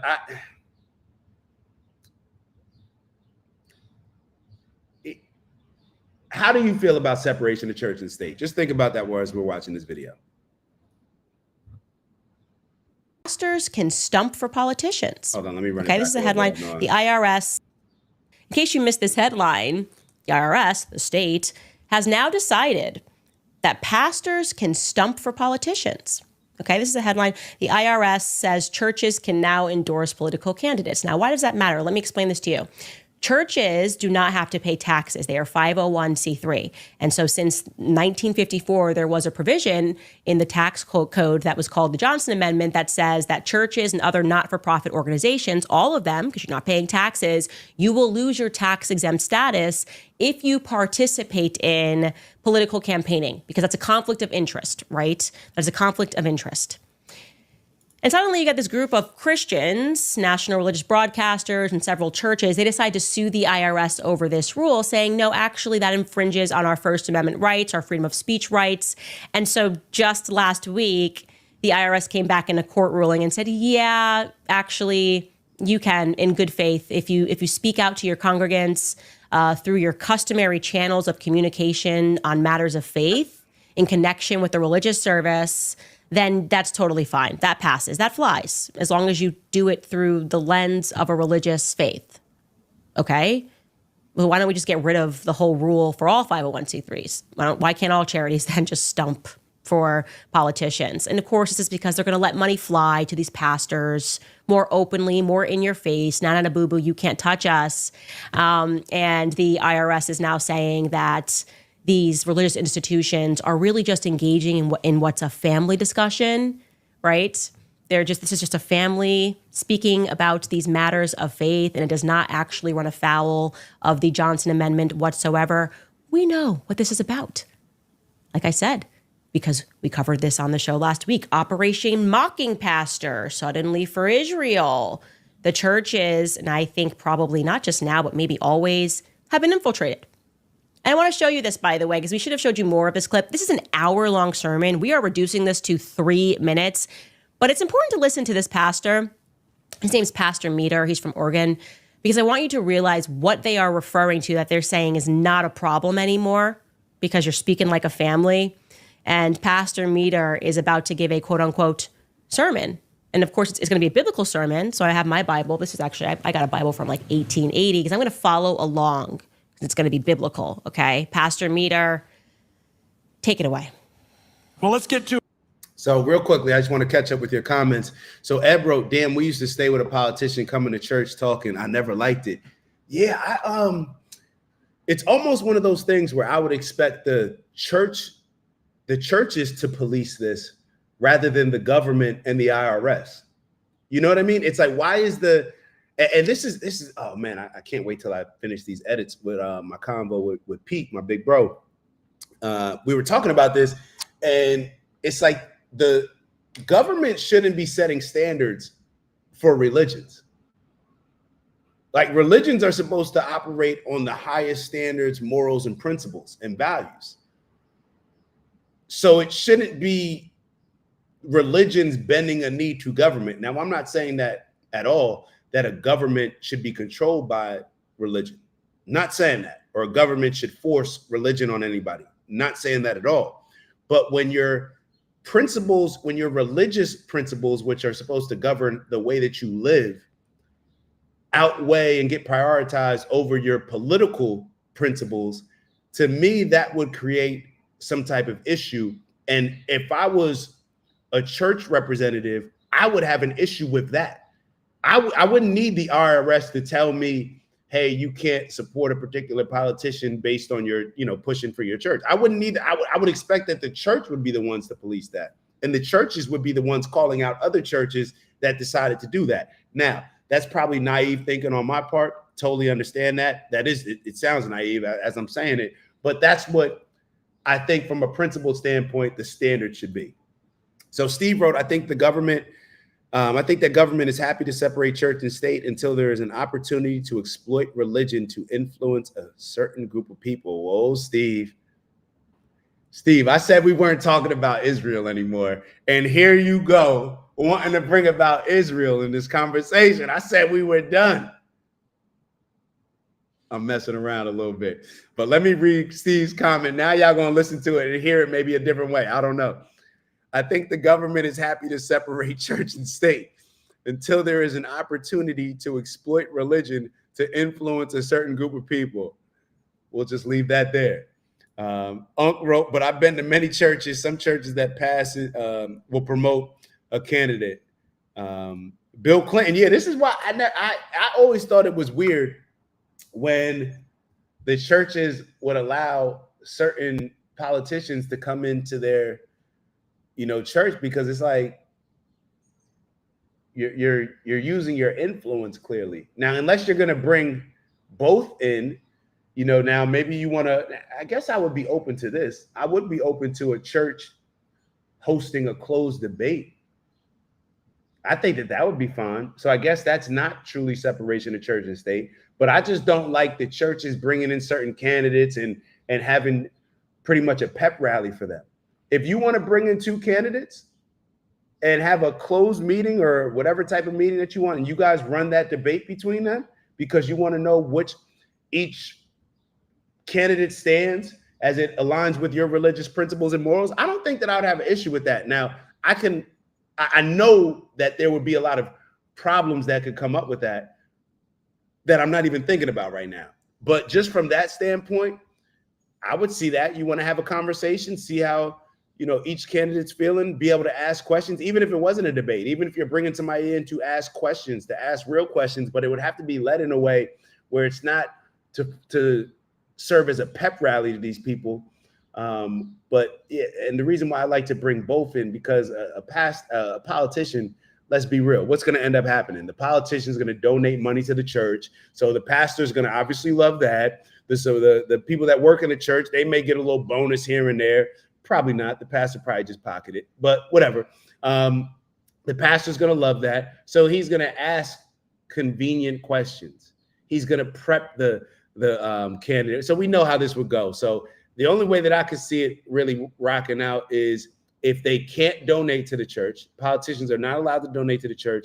And if you bring both candidates in, or if you just have a very strict, you have to maybe give both candidates the opportunity to come in and be interviewed and to have questions asked. That's kind of how I would see it. That's kind of how I would see it. Definitely a universal government trait was my point. Yeah, I'm with you. I'm definitely with you. Maya wrote, I would trust the state run by Baha'is. LOL. That's about it.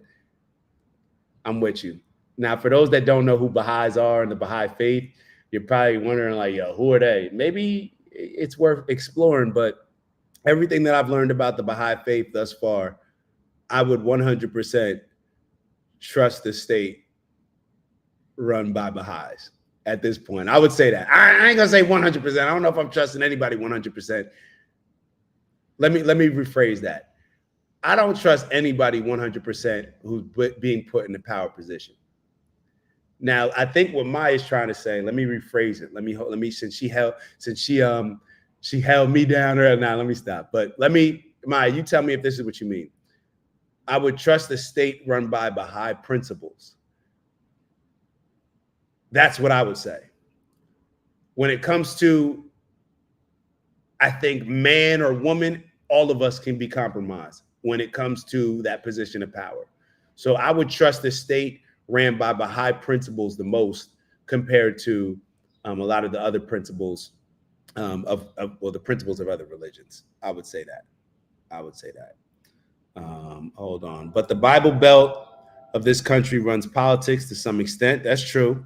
I think a church building used as a town hall forum to have all major candidates come and present their views is a good thing. That's what I'm saying. Yeah, I'm with you, Steve.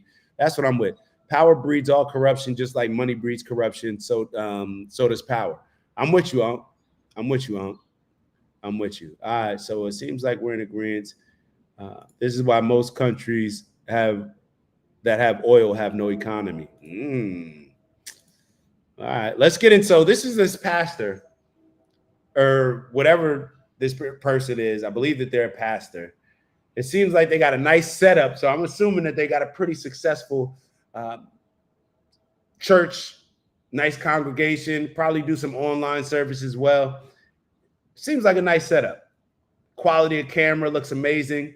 He may or may not have a makeup artist. I don't know, but the brother's skin is looking immaculate. Hair is looking great. I'm hating on the beard a little bit. you know, a little jealous there, but it is what it is. We getting there. Maybe not there, but we getting where we getting. I'm running my own race. All right, let's take a look at what this passage has to say. Biblical, okay? Pastor Meter, take it away. Well, let's get to it. Romans chapter 2 is where we're going to begin.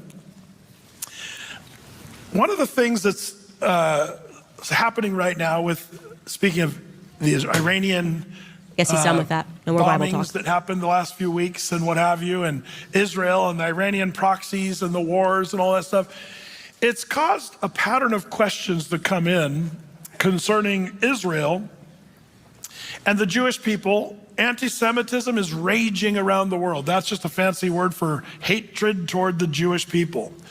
The proxies of Iran have been bombing Israel every day for the past 30. I got to stop it already.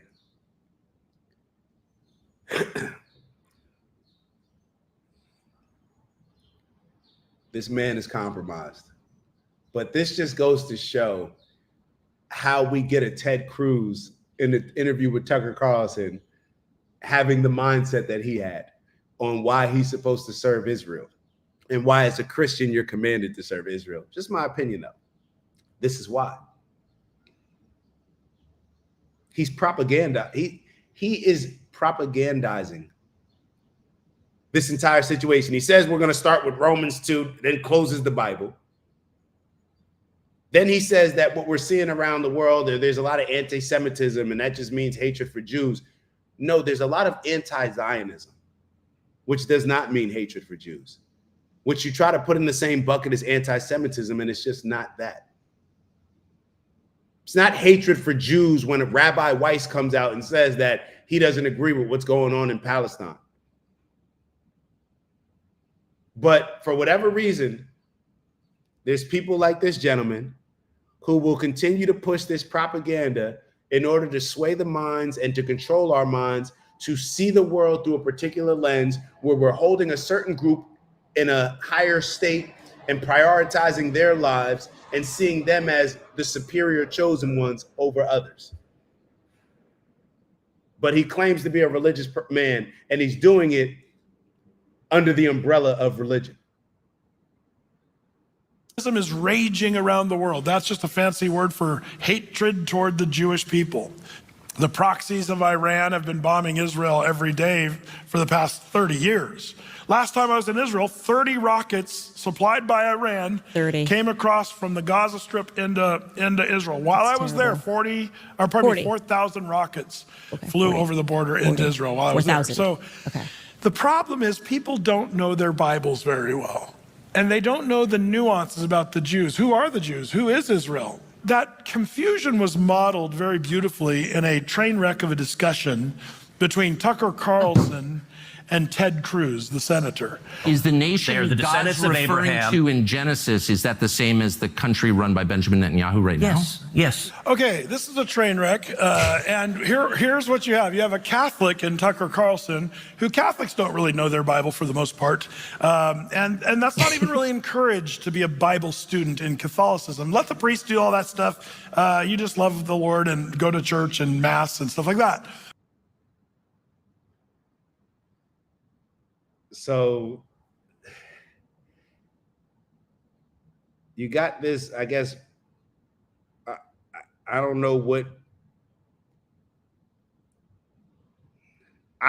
set he claims in Christianity, but, or if Catholicism, he doesn't consider Christianity, or they don't, I don't know. But for some reason, he's putting on the cape for Israel and taking shots at Catholics. For what reason? I don't understand. And remember when I said that they're trying to brew this race war in America? Matter of fact, we've been saying it. I'm not going to say I've been saying it. We've all been saying it for a very long time. All these situations, whether it's the Austin Metcalf, all these situations. Maybe they thought that the race war, it ain't significant enough. People ain't going for it. They did the LA riots. Black people weren't even getting involved. Black people like, yo, y'all on y'all own. People calling out black people, we like, yeah, we ain't getting involved in that. That's not our fight. So maybe they realize that, I don't know, the racial war that they were trying to spark, it ain't gonna be enough. Now we got to take it to religion. I don't know. I just don't understand what's going on. Everything is about division right now. Everything. Internal division, external division, everything. Like, why did he just feel the need to take a shot at all Catholics, you know, and lump them in? Like, he knows what he's doing. He's intelligent. He speaks for a living, it seems like. I don't know.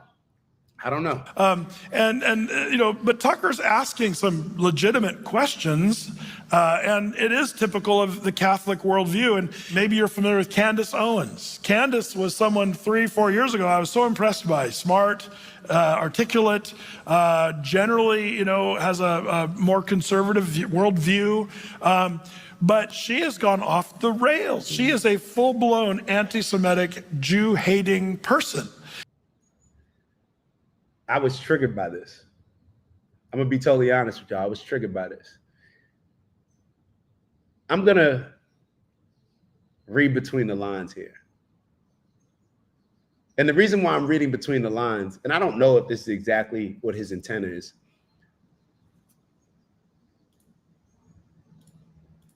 but this is something that I feel like I go through. And I've kind of discussed it over the last few shows, over the last couple of weeks. See, what happens is when you're black and you have a conservative perspective on certain things and you're no longer on this liberal plantation and embracing this victimhood Olympics, whatever, you become so passionately against the liberals that you speak out and you want to push more conservative values because you feel that you've been misled and misleading a lot of people to think that, oh, well, the government should do this for us and we're entitled to this and we deserve this and all this other stuff, right? And you realize that it doesn't work. So now you passionately move to the other side. That's what Candace Owens has done. Perhaps a lot of people will say that's what I've done. But see, what happens is when you speak out about something that doesn't align with those group of conservatives that loved you because you were the black voice that, look at that. Oh, that's my black. Look at this black voice. Even he doesn't think that. He doesn't even like Black Lives Matter. He doesn't believe in all these social programs. And he's black. Look at my black friend. But then when it comes to certain issues, because my principles haven't changed. My principles are the same whether I'm talking about a situation here or whether I'm calling out something going on in Israel. But a lot of y'all principles have changed. And I've told this about you with some of my white friends. I'm being totally honest. I got to be straightforward. Y'all love when I'm calling out the victimhood in black people. Oh, yeah, like, because y'all are the type you say, oh, black people should probably they should get over slavery, right? Like, come on now, that was it. But y'all got a different energy when it comes to Israel.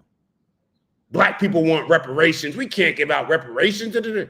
See, I don't want to focus on reparations because of different reasons than you don't want to focus on. See, I don't like reparations because honestly, I think just like during the pandemic, if you give people who are not financially responsible finances, they will, and a lot of times, put themselves in a worse position and in a more dangerous position a lot of times than if they didn't have the money.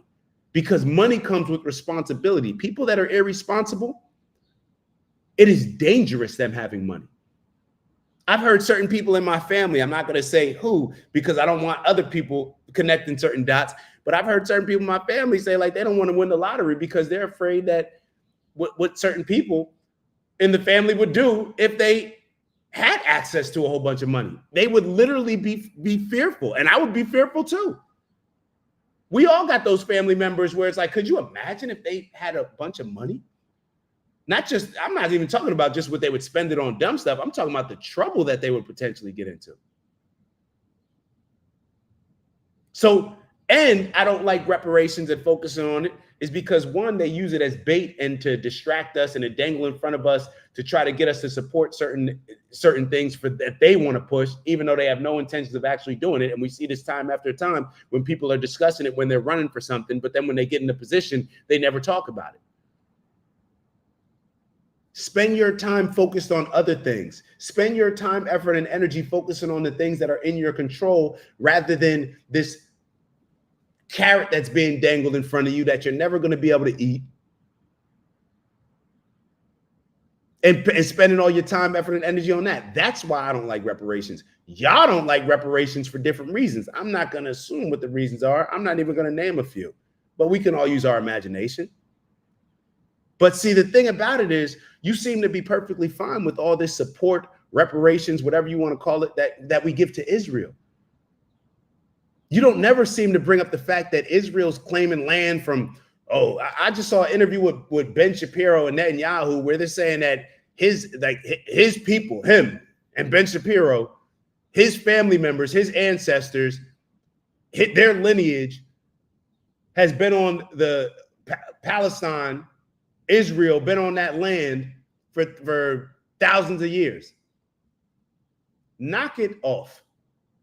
Knock it off. Nobody outside of you and your followers believes that. It just doesn't make scientific sense, but I don't want to focus on just that. We give a whole bunch of money to Israel. We don't have free health care for us, for Americans. Israel, they got free health care, but we're supporting them financially. We're supporting all them financially with their war efforts and things. Why? If they are our biggest friend and biggest ally, buy your weapons from us. Why do we have to give you money, give you a gift certificate to now where you can shop at our store to buy our weapons to use on all these Arab countries? Why? Y'all got money. Y'all able to give people free health care. Why? And it's because y'all energy is different. So I deal with the same thing that Candace is facing, the same thing that gentleman said. I read between the lines. What you're saying is you like it when your nice nigga, your pet nigga is behaving. But as soon as your pet nigga decides to do something and align themselves with something that you don't agree with, especially when it calls out your principles and your values and holds you accountable to them, you don't like it. And that's what I've seen when I'm having these conversations with a lot of my white friends. I'm just being totally honest. Not all of them, not even maybe the majority of them. But the ones that I have this conversation with, it seems to come up a lot. It seems to come up a lot. Let's continue. Let me bring Candace back to the forefront. And her theology is a part of the articulate. Candace was such to. Oh, you speak so well. What? Compared to who? Compared to you and all the other white people? Oh, you mean compared to the niggas you see in the movies or the rappers? Typical of the Catholic worldview, and maybe you're familiar with Candace Owens. Candace was someone 3-4 years ago I was so impressed by. Smart, articulate, generally, has a more conservative worldview, but she has gone off the rails. And hold on, let me address what Ebony said, because I just want to make sure that I'm being clear. Ebony wrote, what black folks do with their reparations is none of anyone's business. Israel gets money and uses it for evil. A lot of black people are just going to put it back into the economy anyway. I am 100% in agreement with you. My issue is that I do not want people to just waste their money. You know what I mean? If I was to give out a form of reparations, do not give out money. Do not give out money. Have it come with some incentivization. I don't know what it is. Give land. I don't know what, and don't allow people to sell it for 5 years if you really care about people. We are financially irresponsible across the board. We spend the most money and we have the least. It just is what it is. So I'm not saying that should mean that we shouldn't give or we don't deserve reparations. Hell no. Based on we've given Holocaust survivors reparations. So why would black Americans not get reparations who are descendants of slavery? Of course, it should. But I just wanted to be clear on that. But I agree with you 100%. I agree with you 100%. I agree. Like, no. And when Ebony says Israel gets money and uses it for evil, I need to be very clear. The majority, the overwhelming majority, we heard Jonathan Greenblatt, the head of the ADL, say most of the funding that comes into Israel from America. It's funding in a sense of it has to be used to buy military weapons from American companies.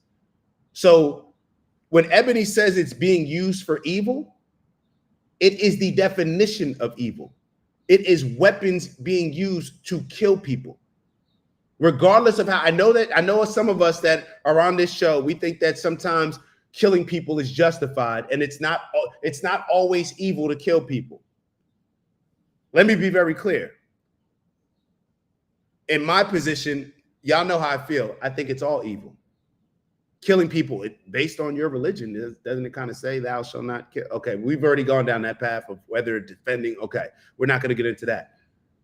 But even if we're not talking about that, and we look at actually what Israel is using the weapons for, do we not think what has happened in Palestine is evil? And I believe that a lot of people who I'm referring to, when I talk about these people who I'm seeing how they look at certain situations differently, I don't believe that they see that. I don't believe that. I think there's a whole lot of people out here that do not believe what has happened in Palestine is evil. Just being real. Just being real. And Ebony wrote, nope, other people are not dictated to with how they spend money. Cut it out for Black people. Ebony, you're missing the point. You're missing my point. Do you care about Black people doing well, or do you just want reparations? If I was Black and I was in office, I would 100% dictate how somebody can use their money. Why? Because I don't care about what people call me. I care about it being beneficial to them. Just like I would dictate how a 16-year-old, if they were entitled to money, if I was leaving a whole bunch of money to a 14 or 15-year-old that was not responsible with money. Our culture, our society, like, we don't have to, you can think about it however you want. You could say what's right or wrong. I'm not talking about what's right or wrong. I'm talking about what would actually get us the right results. We spend our money on stupid shit. We don't know how to balance a budget. We don't know how to be responsible with our money. We don't. So you could sit here and say, nope, we shouldn't be able to spend it however you want. Cool. Niggas will be in a worse position going by how you see it. We will be in a worse financial position by going about it how you see it. If I was in a position of power, if I was, tell Trump to go get some trusted Black leaders, some financial, whatever it is, people that people trust, we could vote for who the people are and let them determine a way of us getting reparations, not just giving people money. All it does is, it will literally, if you believe in white supremacy, that will fuel white supremacy. If you want to make white people rich, if you want to create a larger divide between Black people being at the bottom and everybody else in this country's amount of wealth, if you want to widen that gap, give Black people a whole bunch of money. Give Black people a whole bunch of money, because all they're going to do is spend it at all of these other groups of people's businesses.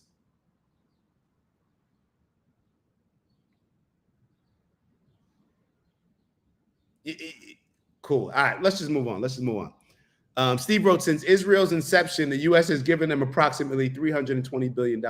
That is insane. That is insane. See, Ebony, I'm going to tell you the difference. This is, Ebony, I'm going to break this down for you. You may not like what I'm getting ready to say. This is the difference between what I see, male leadership and woman leadership, female leadership. Y'all can call me sexist. I don't care, because I care about results. This is the difference.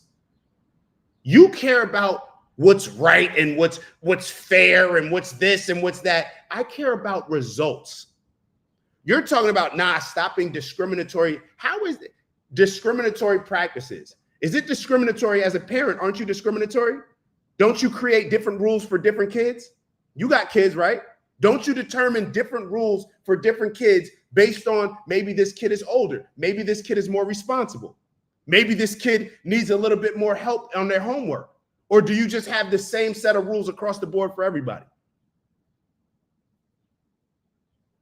Stop it. Stop it. Stop it. If anybody who truly cares about black people knows damn well that you just can't just throw money out here to black people, or that will lead to more destruction in our. Do you not realize what social programs have done? It's already happened. Ebony's talking about housing, business loans, education. What black people are you around, Ebony? What black people are you around? What do you think, if you give the majority of black people a whole bunch of money right now, what do you think the majority of black people are going to use it on? Maybe I'm not seeing all your messages. Hold on, let me go back up. Better education for children, that's outside of reparations. While at the same time correcting wrongs when it comes to mortgages and business loans. I'm still not seeing the connection with everything. I see these messages and I still believe what I'm saying.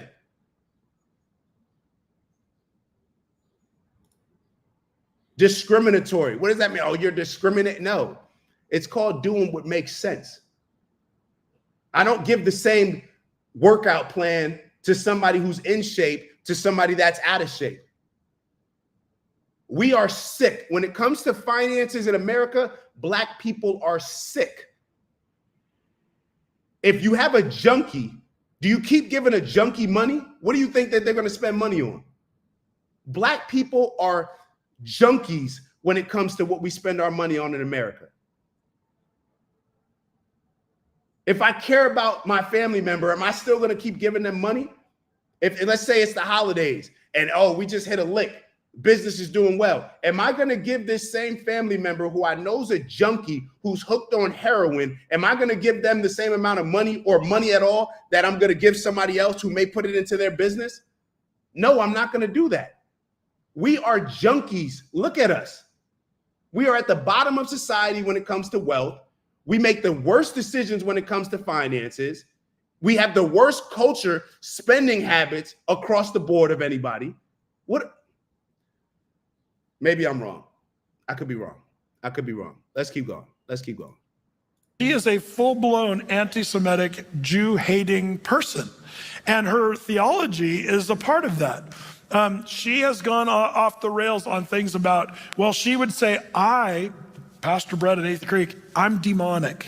She said that because she said these church pastors that are dispensationalists and they read the Schofield Bible. She, along with a bunch of other theologians, like this guy from Big and Rich, 1 minute he's singing about feeding beer to your horse and your girlfriend. The next minute he's talking about his theology about you guys that believe in the rapture of the church and the pre-trib dispensational teaching. And John Schofield, This dude lost me. I'm gonna be totally honest. This dude lost me. And I think our conversation that we were having was even better than this. This main thing was based on, and I was getting ready to show y'all a couple shorts about the separation of church and state, what exactly it is, where does it come from.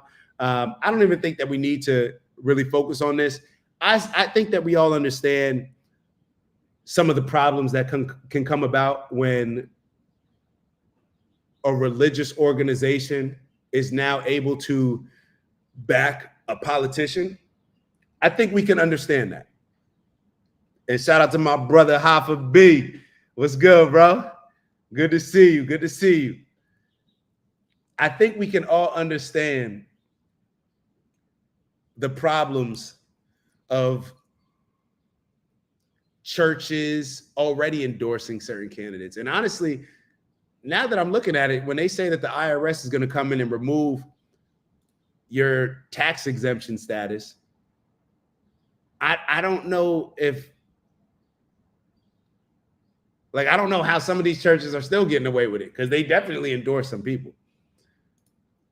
Ebony wrote, redlining, denying access to wealth, destroying thriving communities. You're being too general. Most black people I know aren't that way. Even an uncle that was an alcoholic still had his own business. Ebony.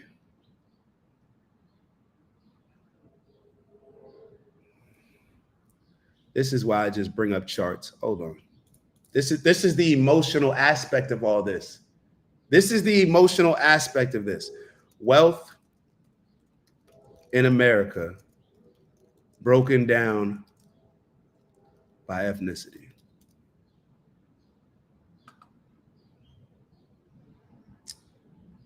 Let's just by race. Hold on.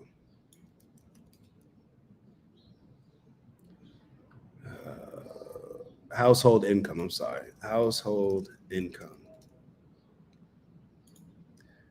Like I don't even want to be going back and forth arguing some of this stuff, but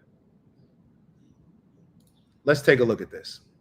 So as we're having this conversation, I'm going to leave your comment up, Eb. So Ebony wrote, redlining, denying access to wealth, destroying thriving communities. Who is talking about any of that? You're saying I'm being too general, but you're talking about redlining when I'm talking about how reparations should be given out to black people. Things have been very destructively planned for black people. Social programs are one of the worst things. Yes, we have been destroyed financially. Just like if somebody has been destroyed health-wise, they're overweight, they're out of shape, but everybody, hey, we having a pizza party at the end of the year.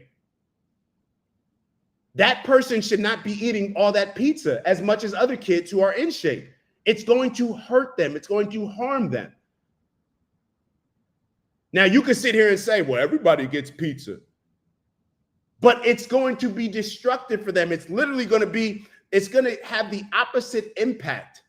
If you gave black people money right now, it would have the opposite impact of what reparations are supposed to do, are supposed to repair. It would not repair anything. And Ebony seems to live in a totally different environment.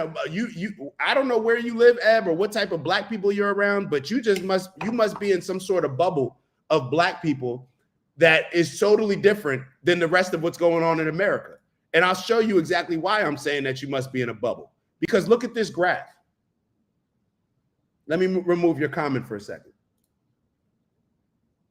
Where do you see black people?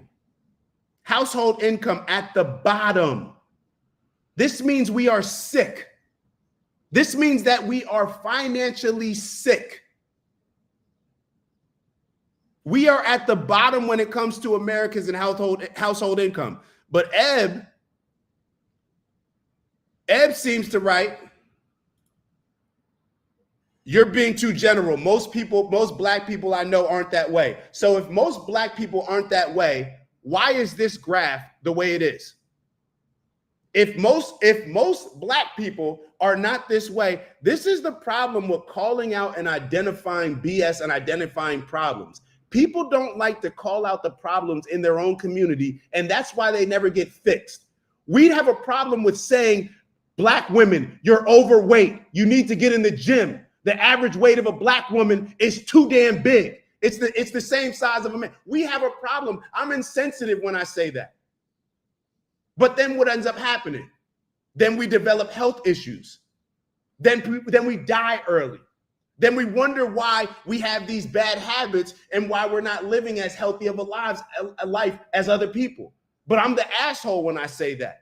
Because you got to be nice. You got to tell people, oh, you're beautiful no matter what size you are. You're beautiful. This is the problem. This is the lack of male leadership, bro.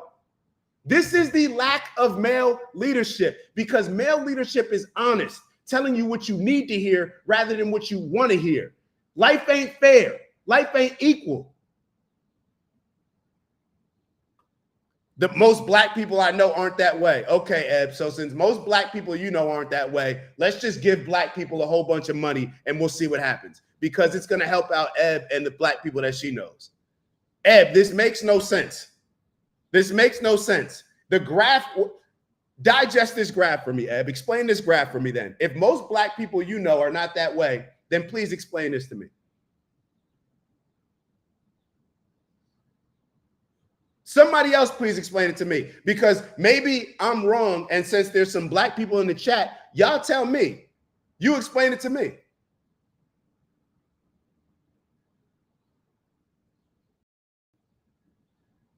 This is like a running, it's so funny because whenever we have these real conversations, we always make excuses for everybody. Like there's a reason why you go in the hood and you go in some of the poorest areas and you go to their high schools and you go to their middle schools and they all got the nicest clothes. There's a reason why you go to the projects and you look at some of the cars that are parked in the projects and you're looking like, damn, these cars, like these people driving these cars? There's a reason for this. But people never want to address the actual problem because it may offend somebody. I heard this quote, and I don't even think that I need to look it up. It says that when you tell strong people a lie, it offends them. When you tell weak people the truth, it offends them. I would say the same thing. You can, instead of strong, you can interject smart and intelligent. When you tell smart, strong, and intelligent people a lie, it offends them. When you tell weak, ignorant people the truth, it offends them. This is what happens. This is when people can't get out of their own way. When you got a kid that plays sports and mommy and daddy are telling them that they're the best player on the team. Meanwhile, they're trash. And the coach tells them something, but the coach, they don't listen to their coach because mommy and daddy hyping them up, telling them all these lies.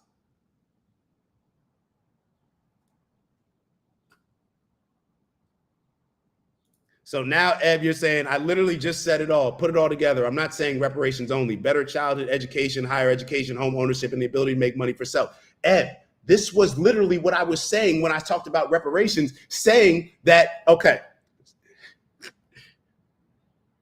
to have all of these things implemented that you just mentioned, better childhood education, higher education, home ownership, and the ability to make money for self, that's an education process. What you're doing is you're using that same discriminatory process. They didn't have to do all this for the Jewish people when they gave the Holocaust survivors reparations. So why should they do it for black people? You're discriminating. You're making my point. I'm saying that if you gave black people the money right now for reparations, if it's just money, that we would not be responsible enough to do the right things with it. You're proving my point, but you're not going to acknowledge it because you'd rather go back and forth. You're making my point. Why do we need better childhood education? Why do we need higher education? Why do we need home ownership? Why do we need all this information on the ability to make money for self? You don't just make money for self. You have to become educated in those areas. You're talking about education, which is what I started off by saying. Black people are not prepared to receive reparations because we are not financially responsible enough to receive them. So therefore, if I was running the reparations, if Donald Trump put me in charge to run reparations, I would create certain things, stipulations, rather than just giving money. Ebony said, because they weren't denied home ownership and business loans.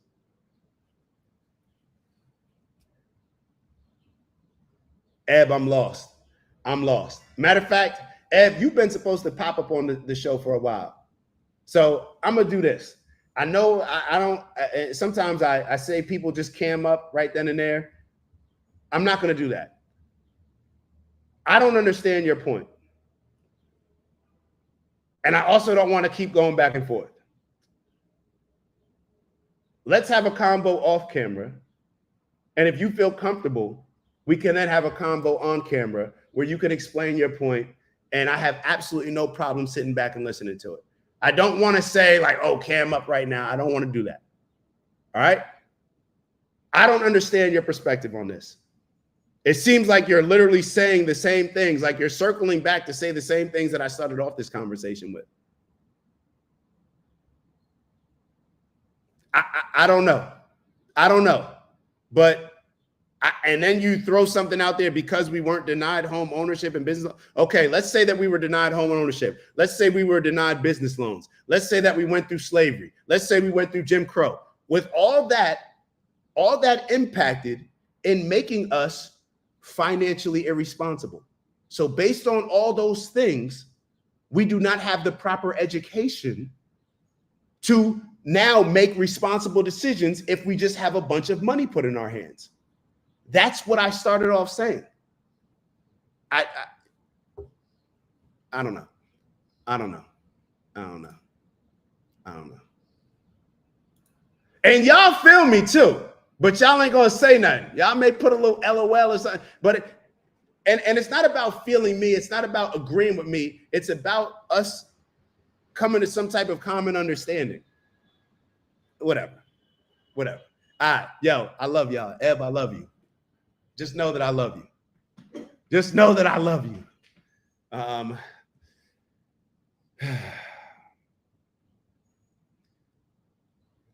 right, let's oh shoot, it's 10:38. We gotta go. I got a busy day today.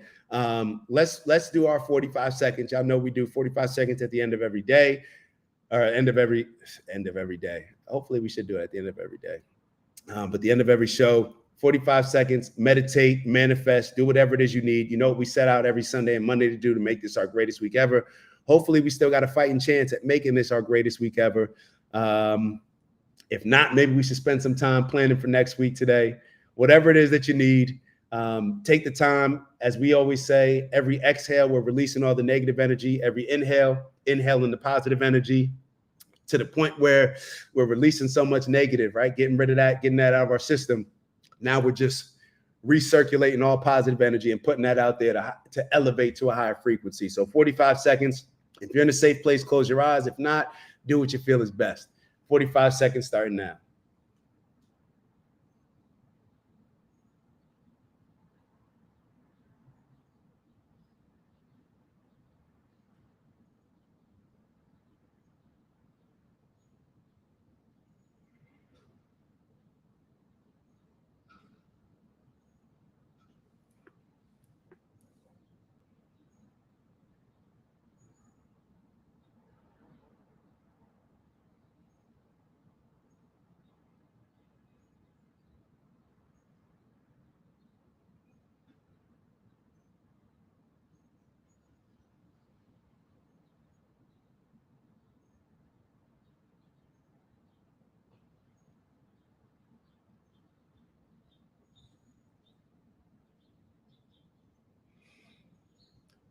One last exhale.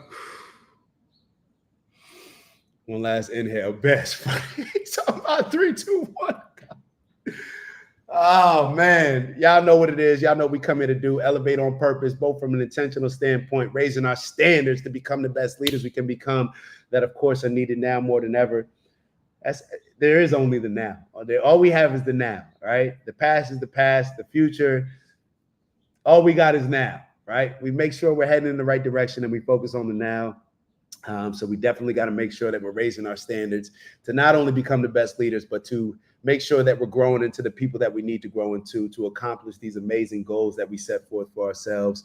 Strength and honor, onward and upward. Y'all know what it is when I say get to that bag. For those that don't, I mean all the things that are going to make sure that all the little things, and I shouldn't say little, y'all know what I always say, but the things that you're doing on a daily basis, a weekly basis, a monthly basis, a yearly basis, that are all going to amount to our overall impact on this world that we like to call our personal legend. But we're going to make sure that we're doing the little things to align with having the most efficient trajectory to our goal.